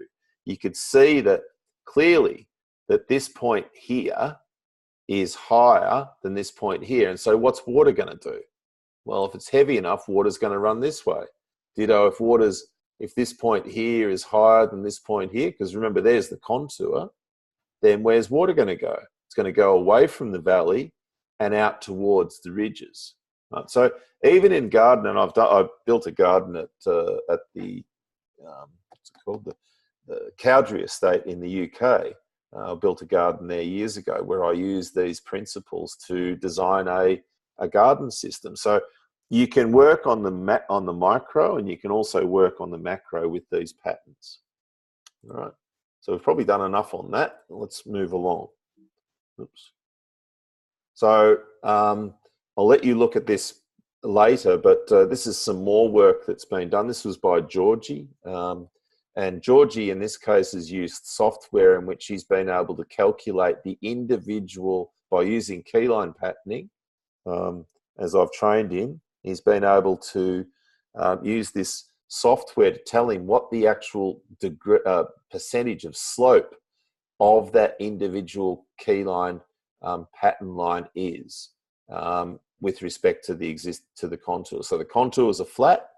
These key lines or keyline guidelines, each one of these rows has got a gradient on it. What is that gradient? And to reflect on that. So he did this for a walnut and hazelnut system in Bulgaria. Right, let's go back to the start a bit again. So this is another way that we can look at this with another property of ours is keyline geography in place. So so we look at a topographic plan. This is a 10 centimetre contour plan of a 560 acre property in central Victoria, where we did the first Rex actually, 10-day Rex. What I've done first, and this is what I'll be inviting you guys to do this week, or you people to do this week, is to mark out your ridge lines. Like I said, don't get hung up about ridges if it's all too confusing, or main ridges, primary ridges. Just mark out your ridges, right? So I've gone along, found those ridge lines, put that all together. I've then marked out the primary ridges, and so I've just used this dashed line. So if you're doing this in Google Earth, which I'll invite you to do, create a little folder which is called Keyline Geography in your geography layer, and put in there, say if you've got a big property, make a folder called main ridges, and you'll have main ridge 1, main ridge 2, or MR1, MR2, MR3, and so forth. And then you'll have another folder which will be called primary ridges, and then you'll have PR1, PR2, and then you'll have another folder which will be called valleys, and you'll put PV1, PV2, primary valley 1, and so on. And if you do have a big enough property, you might put in secondary valleys and so on. So do that. So we've done that. We've then marked out our primary valleys across this system, and then the secondary valleys. So secondary valleys in Keyline are defined where two primary valleys join, and then they become one secondary valley. And when the secondary valleys tend to join, that's when you start to get a creek. And then when the creeks start to join, that's when you start to get a river, and so on and so forth. Right? So that's what we've done there. Next is, we looked at, in this case, in this particular property, there are already existing dams which are marked. One of the objectives of this particular project was to get a bit more elevated water storage. So in this case, we enlarged an existing dam, and this was part of the design work that we did at that Rex. And with that, we then looked at our primary land unit. So we went back to that primary land unit discussion and go, all right, well, if I've got there, where's the primary land unit? Well, the primary land unit in this case is this here. All right. Whoops, that's wrong, pardon me. Just clear all drawings. I'll just change that color too, just bear with me. Go to probably a pink, I think. Let's try that. No, actually, I'll do a blue. Yeah. So, so if you look at it, there's a bit of a primary ridge that runs down here and back through to here, and then we've got another one which runs up in here. And so this is in terms of what is the primary land unit or catchment of this particular dam. So everything pretty well within that zone there is all the catchment of that particular dam site there. Now, we don't have to do any catchment work.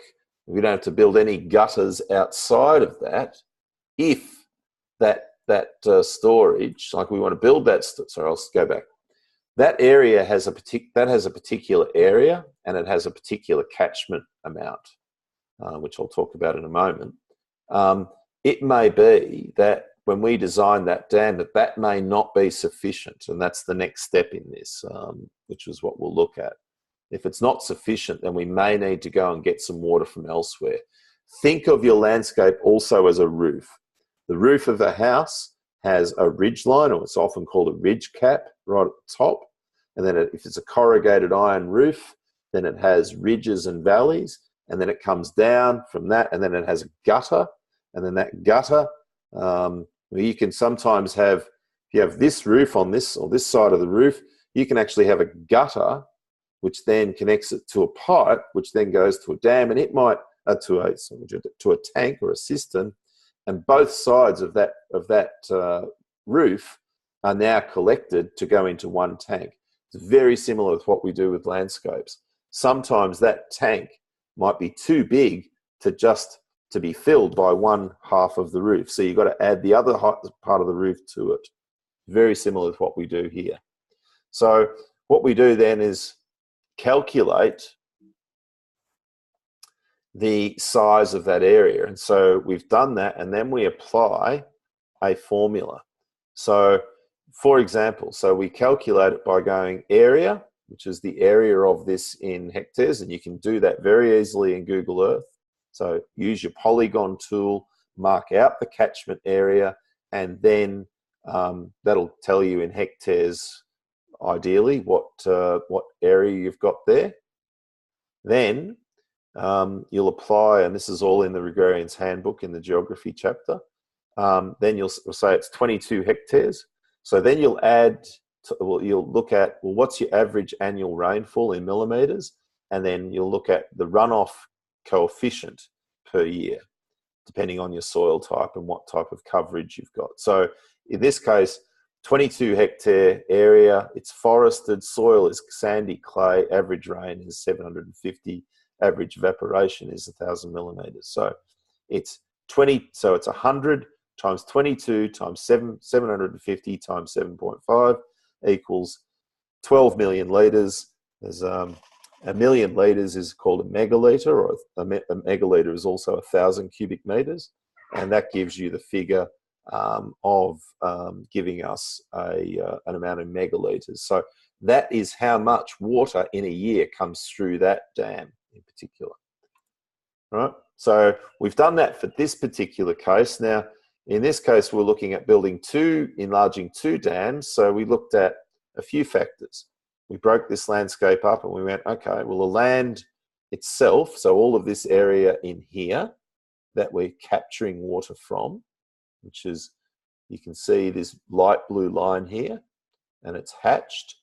All of that area is 21 hectares. So it's 500 millimeters, and we've calculated it's a 10% runoff coefficient. So from that whole area there, we're able to get 10.5 megalitres. It's not the only catchment surface though, and this is something that I want you to look at as well. What's coming into your property? You've got these things called roads often. And in this case, you've got a road which runs down here. Now, we know that there's a main ridge here, and that main ridge continues through onto the next property.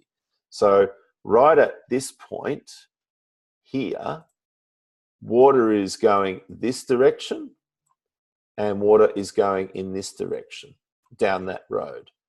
So let's say that right here, I build a little gutter and ask the water to come into the property. So that means that what we have, clear, I might just change that color again. Can I go a bit better? No, that'll work. No, that won't work, pardon me. So I'm just getting used to these drawing features on here. So if I come down this road here to here, what's the surface area of that road? Go out and look at it. If it's as it is, a bit of a ridge road, then it's probably convex in shape. So it's got two gutters on either side. Go and see, are there any pipes? Because sometimes what will happen is with ridge roads is sometimes you'll have a pipe that goes under the road that takes the water from one gutter underneath to the other side so it can go off into a valley. That's not the case in this one. So what we had to look at was, what's the width of that road? And so again, this hand here and this hand here, the width of that section from the crown was actually 4 meters, 8 meter wide road. So 4 meters of road surface is falling this way, 4 meters of road surface is falling to the neighbor's side, right? So 4 meters times the length of that bit of section of road.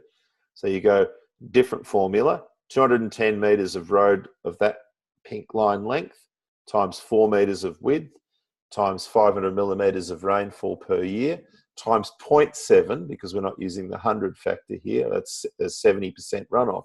Because when you have a road surface, it has a higher runoff coefficient because it's harder than a landscape. And it's kept hard. So we're able to capture 290,000 litres or 0.29 meg off there. And then we get to our internal road, because we're going to do that. And then we're going to have this gradient road, which we use as a way of getting around the property. But we also have that as an in-slope road. So we cut that into the slope and it harvests water as well. So that surface on that road is 4 metres. So the 1,300 metres or 1.3 kilometres of road surface there adds another 1.8 metres. So with that, in terms of the total catchment there, we've actually got 12.6 megalitres, not just the 10. So those roads add quite a lot of value to this system, and they're incredibly reliable. And if we do the kind of work that we're talking about, generally with improving landscape function, then that figure doesn't stay at 10%. It might drop down to 1%, because so much more water is now infiltrating into the landscape rather than running off. And so therefore, our road features start to become really, really critical in the whole thing. Well, I better move along. I just looked at my clock. All right, so we also looked at, in this case at elevated water, so the water storages, and building those water conservation channels, and that's what I talked about there. That's an example in life of us doing one. So that's a water conservation channel that is built as an in-slope road. This is another one here at Taranaki Farm, different dam, where we've got this road here, which is clearly in-slope. The surface of that road harvests water and brings it into this dam. So we've done that. We've also put a high water storage. This property here is a good example of that. See where this windmill is up here. This windmill,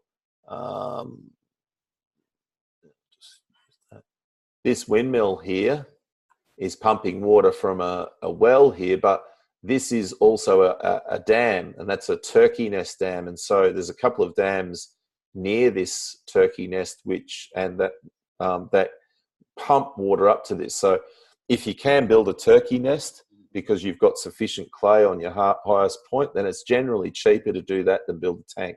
That's a 500,000 litre storage, and that took a day and a half to build, which is about $4,000.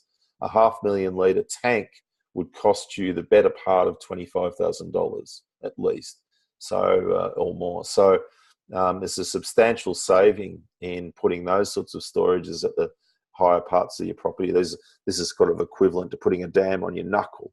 You've got to pump water to it because it's got no catchment. So anyway, we've done that there. Clear. And how long is this bloody thing? So we've put, in this case, a tank up there, a 250,000 litre header tank. Now to get water to that, we've put in some pipe work. So pump to pipe, in this case a 2-inch rural poly pipe. And then from that, the next step is, where do we put our pipelines, right? Well, guess what? The landscape lines that we put in before have told us where to put them all. So all of our, we've worked out, we need 6.5 kilometres of 2-inch pipe, which is going to reticulate water on the highest lines across this whole landscape. So this point here being the highest point, we've pumped the shortest distance we can to the highest point from a node, from a source. It goes up to this storage. That storage then provides the gravity, which provides water to the whole property, right? So through this dendritic network of pipelines. Right? Start to see the pattern here. Now, where do the roads go? Well, we drew one road before because we built this 1 in 300 gradient access road, but all of the roads on this particular design all follow the ridges, right? And we've built a circuit by doing so, okay? So Next step. Well, in this place, there's some more examples of it. We looked at our handscape. Here's another example of this. Is this landscape where we've looked at the shape of the landscape. We've drawn out those ridges. We've then drawn on the map the roads, done the same on this particular design, found the ridges, drawn them out. There's the water pipe. There's the road that goes parallel with it. There's a graphic of the same. Here's where we did it in real life. This is McIver Farm. This took me 2 hours to design this place. This is how easy this can be for you. How uncomplicated things can be if you use the Keyline geography as your tool. So drew the ridge lines, had a couple of contour alignment lines for different dams that I was looking at. But once I did that and then did that, tested, you can see here's a couple of points where we didn't build roads. We didn't do this one, which is through here, and we didn't build that dam. Reason for that is because when we tested the soil here, there was no clay. Went 6 meters of deep sand, so no point there. So we did build this one, and that's about a 3 megalitre, 4 megalitre storage right at the top of the property. So if you can imagine this property being like this, which it basically is, it's 360 here and it's 304 there. So we've got over about 2 kilometres, and it's a long landscape, this one. Over that length, you've got a 60-metre drop from top to bottom. And that dam right there is equivalent to having a dam about here. About there, right? And so, but what we did to fill it, because the catchment is actually quite small, so the catchment area of that dam is only this big, right? It's only tiny little catchment, right? So what we did was said, all right, well, where's the contours? So I built a road. So we've got this ridge road, which goes right from the front gate, right up here. You can see it. There's that ridge, runs right up here, joins in with another ridge here, keeps on going, gets to this point. And so what I did there, right at that intersection, I found that there was a contour that ran all the way along here. And so I built a 1 in 200 fall in-slope road. So that's the equivalent of me going around like this and harvesting the water that's falling off all of here and bringing it into that storage. Because this particular little catchment here didn't have enough water. There's not enough water to fill the tank, right? So I needed to go off elsewhere to bring it in. So I built that road, which fit in with the system. And we only need to get, as we found it even in a dry year, which we had a couple of years ago, or for 2 years, we had a pretty dry 2 years, that we only need to get about 300 millimeters of rainfall a year, and that dam will fill. Right? So it's really, really efficient system. The other thing that you can see, and this is what happens a lot once you get above these lines, is that ridges are often quite rocky. And so you often get a higher runoff coefficient from your ridges. They're shallow soil, water often sheds off them quite readily. And that's definitely the case here. You can't see it in this diagram, but there's all granitic rocks all up here. So this is a really well-placed road to harvest a lot of all of this. See you later, Gerardo. Thanks, mate. And this gives you an example of what those roads might look like. So we've got a road surface. So that road has a surface which is falling across. That's about a 3 degree slope angle, if you like, from there to there. So that's the horizontal line, and it falls in that direction. So in this case of this road, that's about 4 meters across. Then you've got this little gutter. That's a hard surface. So water always runs off here and then runs along this gutter along here in that direction towards a dam. So it's just like I said, it's like, and then we also get runoff off here as well. So same here, it's a bit of a different shape. This is more of a V-shaped gutter. This one here, the water is Well, this is the high point of the road there, and it's falling back towards here, and then it runs along this direction and continues to run along here, in this case for about 1 kilometre, and then it also falls in this direction. This is a more of a box type gutter, so it's quite flat, and because it has to carry, because of the calculations that we did, this particular road was longer and the gutter needed to carry more water, so we had to increase its. So instead of it being this V shape, which doesn't carry as much water, we had to make it flat so that it could carry a lot more water over a longer distance. So they're the sort of practical things that one does when you're doing this kind of work.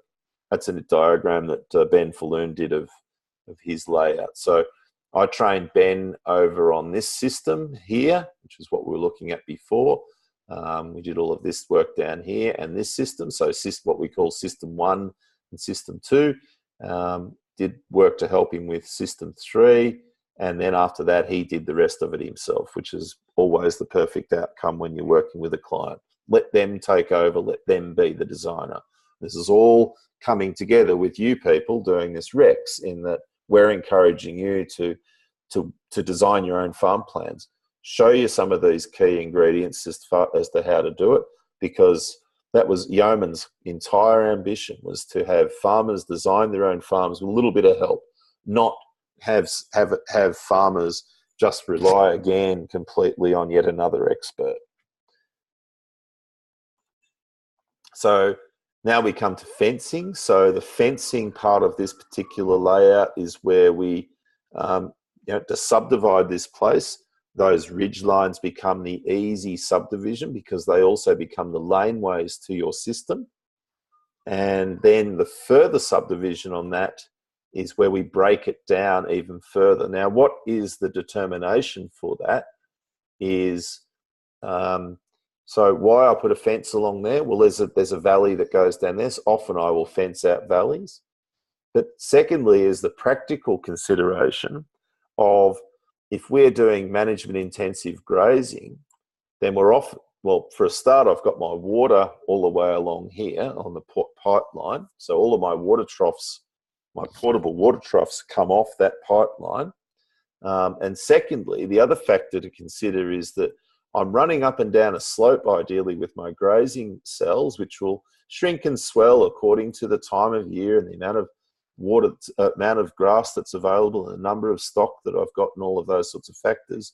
So I might come here in the spring and the strip might only be that wide, but I come here in the summer and it might have to be that wide because I've got green, nutrient-dense grass here with high calorific, or with high metabolizable energy values. And then I come here in February, or when it's dry, standing grass, and it doesn't have anywhere near the amount of energy in it. And so even with the same amount of animals, I've got double or triple the size. So we'll do that. But what the other thing that's a real key factor here to consider is what that length is between fence lines will be the electric fence reel, because that's a temporary fence line, and you'll be using an electric fence reel and its length. And it generally doesn't carry any more than 300 or 400 meters of wire. And so that becomes a practical element in the way that you set this out, that yes, we've defined this positioning by using our keyline geography, but then we're in the practical concern, because there's no keyline geography in the placement of that fence or the one around that dam or any of these dams. That's just good land management. What we've done, though, is position that such that that it's 300 meters or no more than 300 meters. Ditto this way. That's not more than 300 meters that way, because we're going to be grazing down that way, down that slope, right? So they're some of the practical considerations that we have, right? That is not more than 300 meters across either. But if I went from here to here, then that's more. So that's why I had to split it in half. So there's all of those factors that one will consider when you're doing your farm planning, with livestock in particular. Okay, back to here. All right, and so, yeah, we had a look at those before.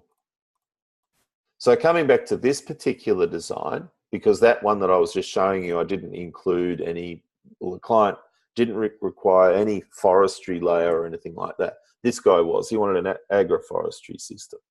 So we'll come back to here. I've marked in the key points, done all of that, marked in the key lines, looked at each one of those, and now I've marked these for the sole purpose of looking at their shape and saying, all right, which of these dam sites potentially, because all the dams on this property are all low in the landscape. And so I've looked at each one of these and gone, okay, well, which one of these have the kind of shape that I'm after? And from that, also looked at the ridge lines and decided, right, we've gone to the lowest point on each of the lowest contour on each of these ridges. I've then drawn in parallel lines to these as my guidelines for the agroforestry systems. I've marked in my water pipelines, and I've marked in my raw shapes for my wide-spaced agroforestry in each of these paddocks. And I've looked at that grid system, what gives you the best outcomes. All of that's in the Agrarian's Handbook chapters. So I looked at each of those wide-spaced agroforestry systems, looked at where the access is going, and again, you can sort of see the signature. Well, there was already an access here, but now I've got that signature loop.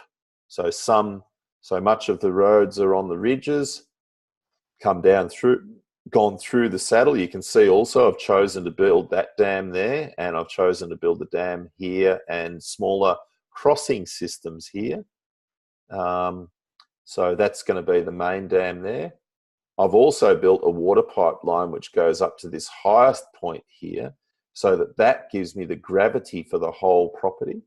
There was also another dam here, another tank existing here, so we've plugged into that. So there's those points. Put in all of the fences, and we've got a pretty well finished product. Looked at this example here. This is a project that one of our students did in South Australia with a blue gum plantation in South Australia, where they did a Keyline course I did in South Australia in 1996, and then applied that. And you can see the evenness of growth in this system as a result of this patterning. So this is another example of where these are 5 metre contours, where you've got that. I showed you this before. Then we've applied all of these. We've put in the ridge road and the loop of piping, and so on. Positioned these 2 dams, pumped water from both of these dams up to the highest point, which is a tank up here. That again gives us the gravity. I've drawn in all of these lines, which might seem a bit confusing, but probably should have done them in different colours. But anyway, these purple lines both denote the Keyline pattern cultivation lines that I've sort of averaged out. And then around the perimeter, I've created these headlands, and they're the turning areas at the end of each row. And then these shapes are to help me do some geometry between each tree placement. So you can see here I've done agroforestry on the ridge. I've done some alley farming in here. This is going to be a wide-spaced chicken system here. I've done the perimeter shelter belts. I've done the avenue plantings. I've done the riparian plantings. And then I've done the keyline-oriented wide-spaced agroforestry. They're 50-metre spacing, so 60 by 60, so 60-metre rows, 60 metres in between individual trees. So a real savanna planting. And then I've got down here some wide-spaced avenue cropping down on the creek flats as well, which are not following the contour. They're actually following the alignment of the floodplain, because down here, the soils, and a few people have looked at this and said, well, how can I apply Keyline to a floodplain landscape or a landscape which has an excess of water? Well, remember, one of those quotes of Yeoman's is that, what's Keyline about, PA? And he goes, Keyline is about the control of water. So if you have too much water, well, then you obviously will decide on lines which will help you to get rid of water. If you don't have enough water, well, then you'll devise lines like we have here, which harvest water. So it's horses for courses as far as water is concerned. That's why I've gone in this valley here. This valley often has a lot of water flowing down through it. So I'm not going to block that water flow. I'm going to allow that water flow to continue through. Ditto here, we get substantial floods through here. So if I was to put trees on contour here, those trees would just get toppled over occasionally by these flood events, and which are 3 or 4 times a decade. So they're frequent enough that you want to actually have not barriers, but systems that allow water to go through. So that's what we've done in this case. At Campbell and Julie Mercer's place, in which you will have seen a few versions of, we did a whole, this was designed in 1999, I think. We did this access road which falls back from their house.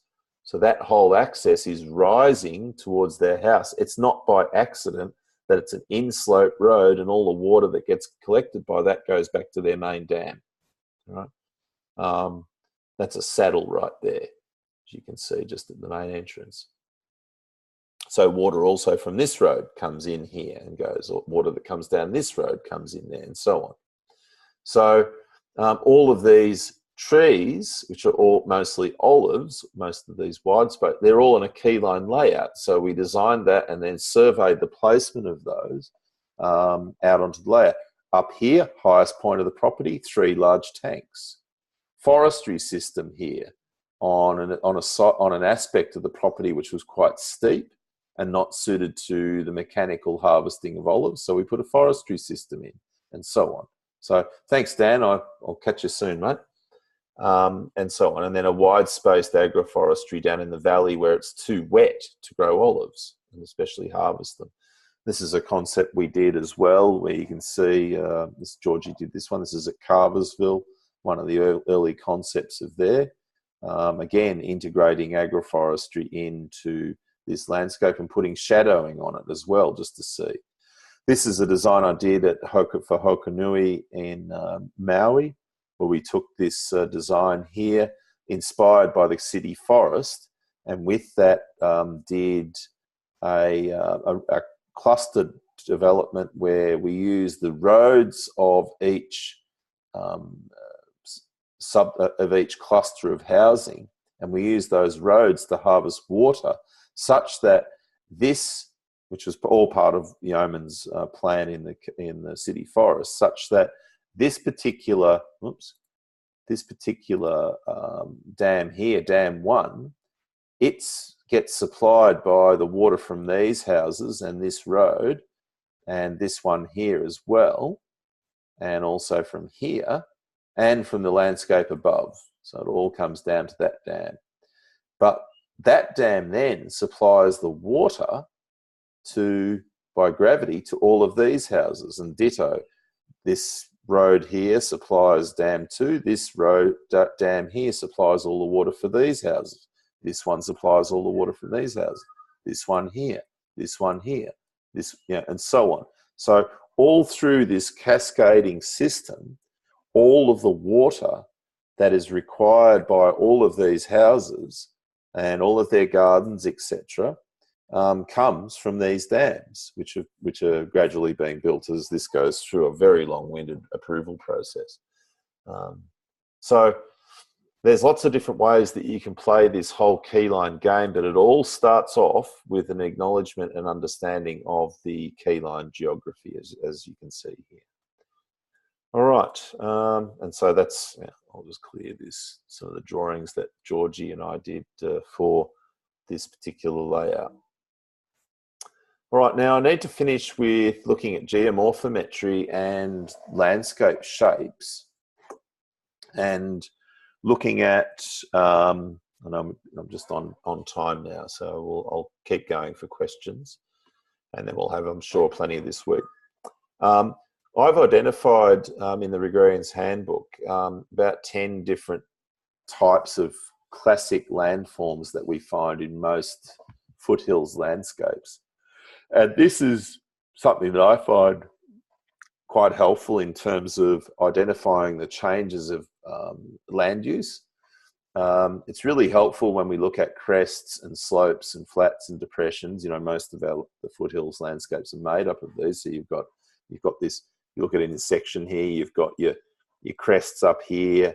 You've then got your depressions and what shape they actually take. Do you have any flats in between the depressions and so on? So when you section out your landscape, there do happen to be generally breaks, what I call breaks of slope or changes in slope angle. So they are often really good points that you can look at building roads that have a contour alignment, as we've often done.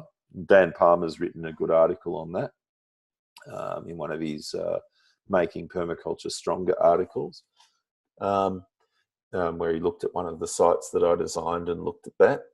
Another aspect is to look at where do you put fences in a landscape. Well, you know, how do you often it's, to me at least, it's quite useful to have your landscape tell you where to subdivide your landscape, because generally what happens is with every different slope, shape and type and angle, you'll get a commonality of yield and a commonality of land capability that will come with each one of those sections. And so again, let the landscape tell you what to do.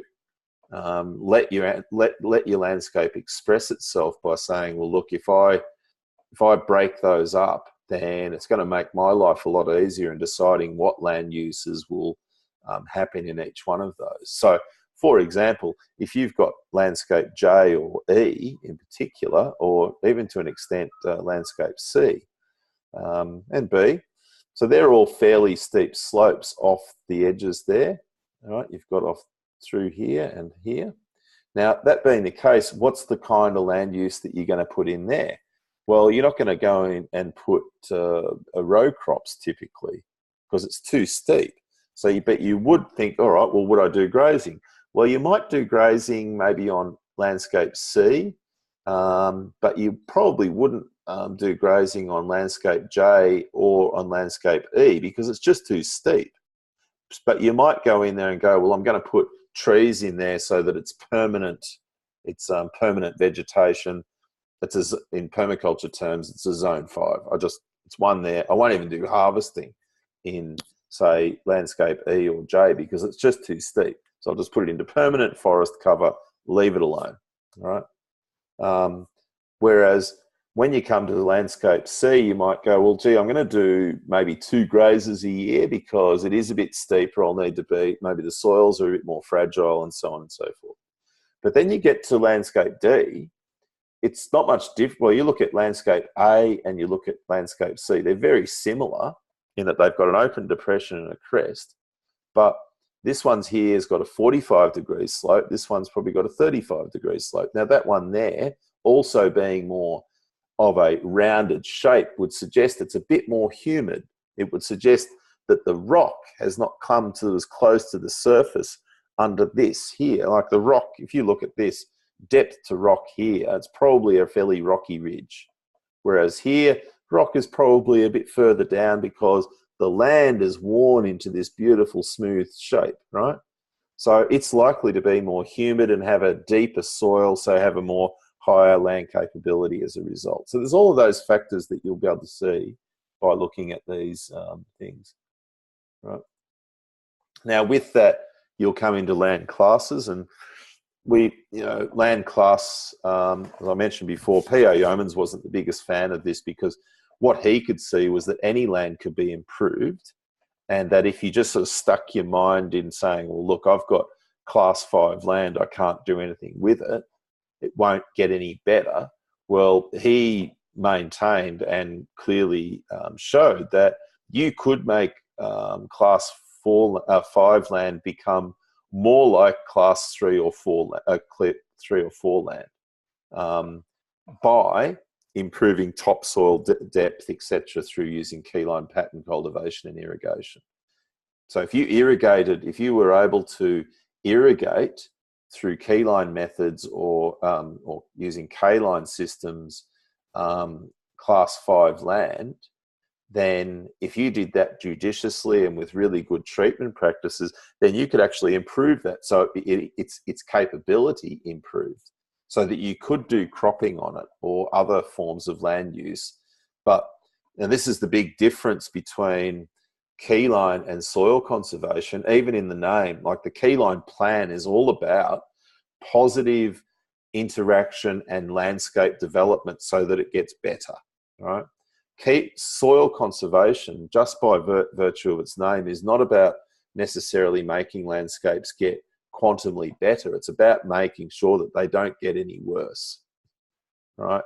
It's about conserving them, not about regenerating. And that's a really big difference between the words sustainability and regeneration, is that we're trying to get land to get better through doing these regenerative practices, not just sustain what we've got. There's quite a big philosophical difference there. But I still think that it's really useful for you to go over your landscape and partition it in this way so that you can at least start to think about what a landscape has capabilities for.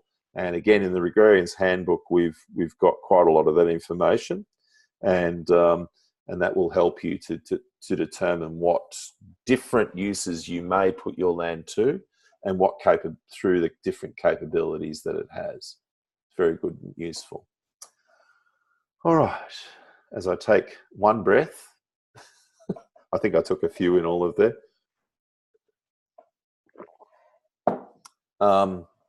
Probably quite a few of you have had to disappear, so I completely appreciate that, seeing we're over time. But if any of you have any questions, please start, and we'll go on from there. I think there was one a bit earlier, did I see? It was from Ryan May asked the question. Oh, here we go. Okay, no worries, darling. I'll see you soon. So I have to take one earphone off because I'm caring for my mother-in-law now while Lisa goes to the chiro. So, where was it? There was one from... No, I can't find it. Anyway, let's go back to the new ones. If you can bring yours back, that would be great. So, question. Oh, thank you, Susan, for bringing those back. So, secondary valleys. Yes, I think I answered that in the what do you bloody call these things? I think I answered. Oh, Q&A. There we are. Sorry, in the Q&A. Pardon me. Thank you for reminding me, Susan, that there's a Q&A button. So now she's going to start complaining because her mother's gone. So Ryan May, my property is very nearly flat, and with as much rain as we get, if anything, we have too much water. It's a lush forest. I want to transform it into arable. How can Keyline assist this? Well, the first thing to do, and this is where you'll look at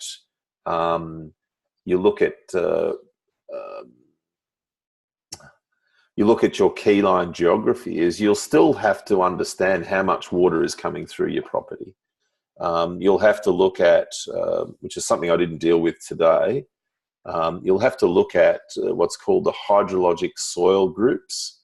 And well, I think we've got a bit of that in the water chapter. And there's certainly, if you look at the water section in the Agrarian's Platform Resources Google Drive, there's some talk about that. So basically, when you're looking at catchment quantities, you're looking at two different guides, one of which is, well, one that we use is from K.D. Nelson, who wrote Design and Construction of Small Earth Dams, and he's got a table in there where he looks at the amount of water that is a yield off a catchment in a year, right? And so you use that table to calculate off 1 year how much water will come through. So you use that more to plan how much water you might put in storage. And then the other type of question that we have around water is how much water have we got in a moment, right, in a pulse? Because generally what you have with water is you sort of have a stasis of water and then you have a pulse of water. And so that's a different kind of understanding that we want to have. So with that pulse, we use the hydrologic soil groups or soil hydrologic groups. And there's 4 different groups of soils in the world, and they all have different runoff coefficients when that soil is filled with water. And that helps us to then calculate what's called a peak flow volume. So from that, so say you've got a, we looked at before that 22 hectare catchment in the example earlier. Well, we've got that 22 hectare catchment. I'll just get that up.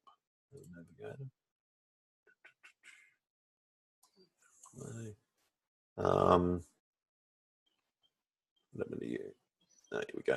So you've got that 22 hectare catchment. Now, that particular catchment, it yields that much water in a year, but how much does it yield in a moment? Well, with that, we'll use the soil hydrologic groups, and that'll tell us what the percentage of runoff will be when the soil is filled with water. And it will depend on whether it's a sand or a clay or a heavy clay, or what sort of surface cover, is there roads, etc. And so with that, you'll do a bit of a variation of what I did in here, where you'll say, all right, well, let's say I've got that area, and I'll come back to it and I'll go, okay, well, I've got a road at the top, and that might be a bitumen road or an asphalt road at the top on the main ridge. I might have some primary ridge roads, which might be grassed. I might have a couple of buildings, but the rest of it is soil group B, right? So I'll calculate from soil group B what are soil group B gravel road or grass road yields. I'll calculate from the runoff coefficient here of this tar road what it will yield from that runoff event, not total year, but runoff event. And then I'll also, well now, oh, poor little Nashi. She's pretending she's a coyote now, or a little wolf. And then we have, can I just undo this phone, please, just for a moment?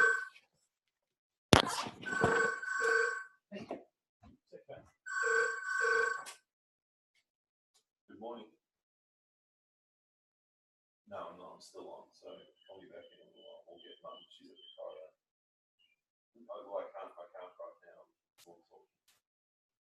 Yeah, okay.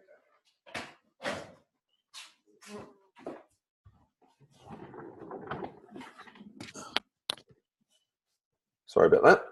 So then we'll work out what the area here is and look at that. So all of those figures together, let's say that our peak runoff, our peak rainfall has been in any era, has been, let's say, 4 inches in one day.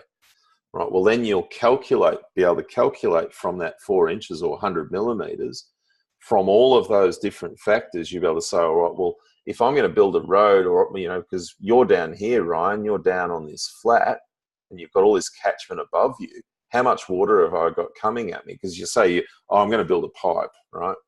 Well, if you're going to build that pipe, you need to damn well know how big that amount of water is coming at you. So you've got to go up the tree of engineering to calculate exactly how much you've got. Or if you're building a spillway on a dam, or any of those sorts of things. So that's one element of the control of water in a broad conversation. But when you're down on floodplains, generally you're angling your rows so that the rows are falling, so that you're falling away from the perpendicular to the contour, not parallel with the contour. Because you've just got an excess of water, and you're generally going to do, as I think we had a discussion with, I'm trying to think who we had. Someone was questioning about using mounds and swales and all of those sorts of things, and mounding.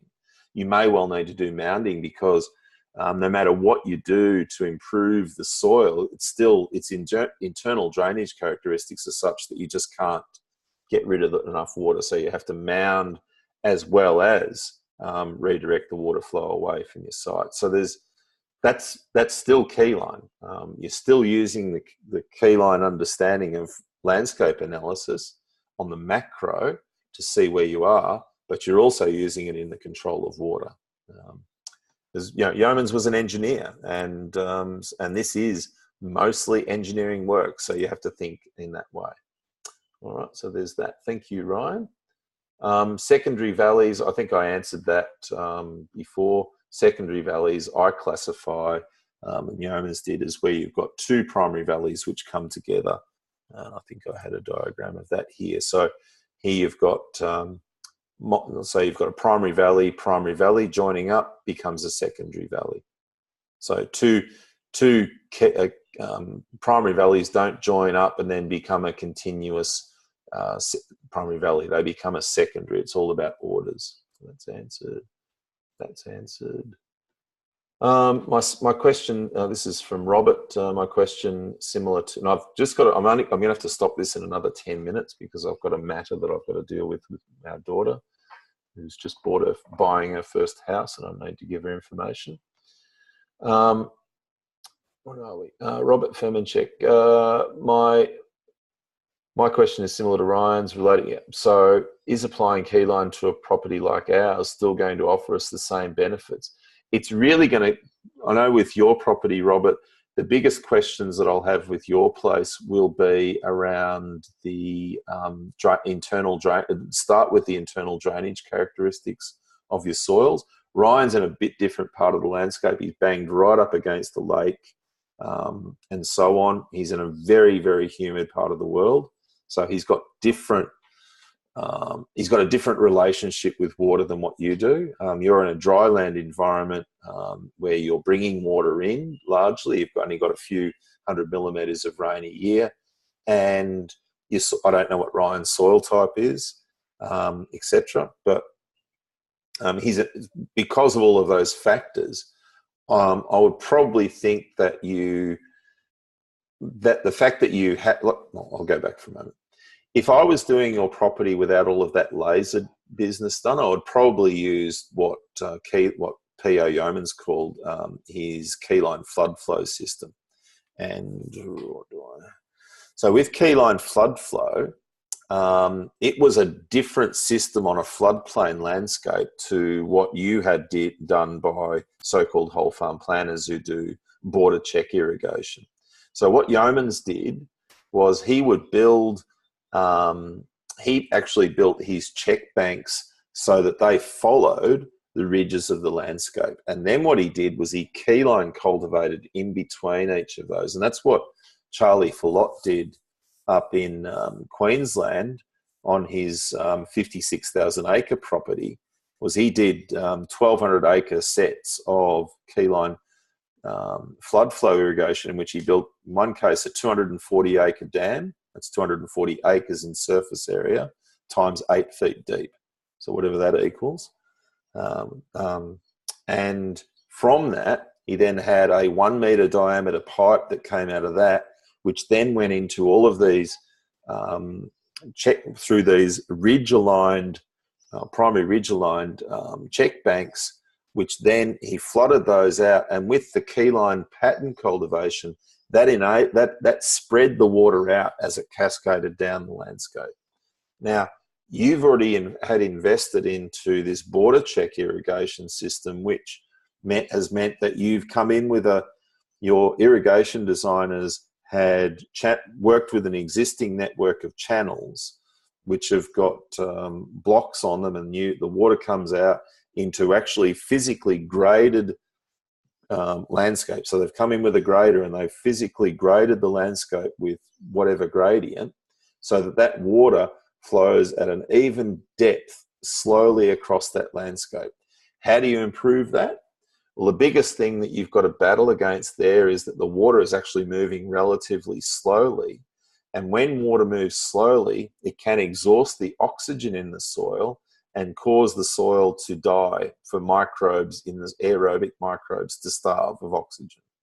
And so the best thing that you can do is keep growing crops and keep that soil open so that the soil actually has a greater depth and a better structure in order so that it will, ideally it'd flood the water a lot quicker, but, you're sort of hamstrung by the way that the government's designed those systems. It's really hard to get water to move across the system as quickly as you like. So the best thing to do is to just work on your soil and improve the internal drainage characteristics and increase the depth by leveraging that water to be able to grow really, really deep soil by doing cover crops and all of those sorts of things. Become Gabe Brown is pretty well what you'll be doing. Yeah, we'll look at that a bit more as we go along, Robert. Thank you. Just a few more. What is the software that Georgie used to determine slope? I think you might have to ask that question, Chris Moore, during the week, because I don't have the answer to that myself. Morning, Billy. Good morning, Billy. Morning, Darren. How do you find the process of building dams and irrigation using Keyline and irrigation that come with that? Yeah, that's a big problem. I mean, back in Yeoman's day, you could do pretty well whatever the bloody hell you liked, and you got low interest loans or big grants from the government to do so. Wool was a pound, and terms of trade of agriculture was that about 50% of the farm gate price was the retail price. Now, you've got regulations all over you. You can't do diddly squat, and the farm gate price is about 7%, whereas it used to be 50% of retail. So, very big changes in circumstances. Biggest issue that we found, though, and this is not always the case, and I've done a spreadsheet on this to analyse it, is the economics, because of the change of cost of just diesel and labour, has changed a lot since Yeoman's time. But we've still found that when you do a full Keyline system and you quantify the value of that in terms of increased forage, etc., that you get from it, that its value is there. It's a 2 to 5 year payback as far as we've seen on most properties. If you ask me the question, Billy, in the workplace, I'll direct you to some conversation around that and a really elaborate spreadsheet. Secondly is when using Keyline, there's the Keyline irrigation system, which is different to the Keyline flood irrigation system. Again, it's going to come back to, in your area being in the Murray-Darling Basin, Billy, you're going to have to ask for a water right. It's as simple as that. Now, you can do it on the sly, and if you can get away with it, well done. Just go up the road there where Yeomans did a lot of work in the Kiewa Valley there when he was the head of the Kiewa Valley, Kiewa Keyline Club and the Murray Valley Development League back in the 60s and 70s. You'll see that there's a lot of systems that dairy farmers did all of there. They would have had to have bought the water rights. So really, you're going to have to see if you can buy some water. But otherwise, the only thing that they can't regulate against is building deep topsoil. So that's the best option you have.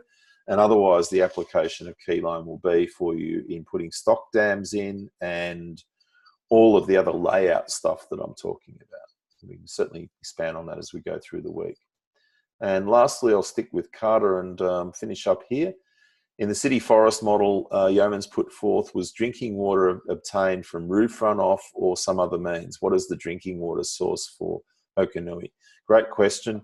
By regulation, we actually, because of the depth of regulatory oversight on that particular project, we determined that it was cheaper for us. This is a craziness. It was cheaper for us to have, because we've got a well, we had to have, for that particular project, even though we had enough water from all of the dams, and even though we had enough water that we could clearly demonstrate from all of the tanks that we would be able to harvest from rainwater. Remember, this is in an area that gets between 60 and 80 inches of rain, which I don't even know what that is in millimetres, but it's well over 1,200 to 2,000 millimetres or so. It's a lot. Right? So a ton of water. And yet, even in spite of that, for us to get a permit for that project, we had to build a well. And that well basically cost, because the well is at the bottom of the property, it's a 200-metre lift to the top of the property. So you can imagine the cost of pumping that. It's basically a $500,000 job just to get the water from one point to the other and to do the well. And then we worked out when we did because we were forced to do that and forced to use that as a supply, then you weren't going to spend $500,000 on building all of that and then not use that water. So that water, we then looked at what it would cost for us to get water from the dams and any of the tanks, and then use that for water, for drinking water, for potable water. And the cost comparison was in favour of us just putting a pipe up to the top and a tank, a 500,000 litre tank, if I remember correctly, which then had its own treatment system on it, which was approved by the state, and then that was reticulated. So any water that is collected from the roofs will be used for gardening water. Personally, I wouldn't bother. If I live on that project, then, and I've got a tank off my roof, I'm drinking out of that tank. I'm not going to, I'll just turn off the tap that comes from the other thing. And that's what a lot of people will do ultimately, I think. But, it's just the craziness of legislation sometimes. I know Warren Brush, when he was doing his project out in the Californian desert years ago, he had all the water that he needed because he basically pretended he was an Aussie, and he put in dams and he put in tanks, did all of that stuff. But he still had to spend $80,000 of money that he didn't have in order to build this bloody well, because Ventura County said you cannot get a building permit or a residency permit without having a well. And it's like, dumb ass bastards. Anyway, good note to finish on.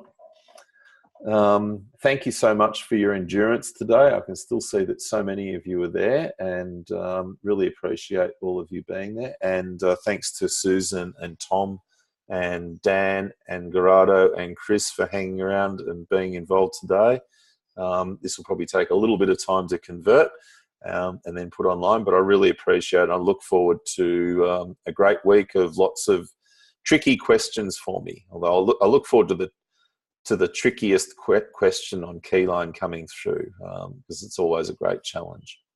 Thank you very much, and very good morning to you.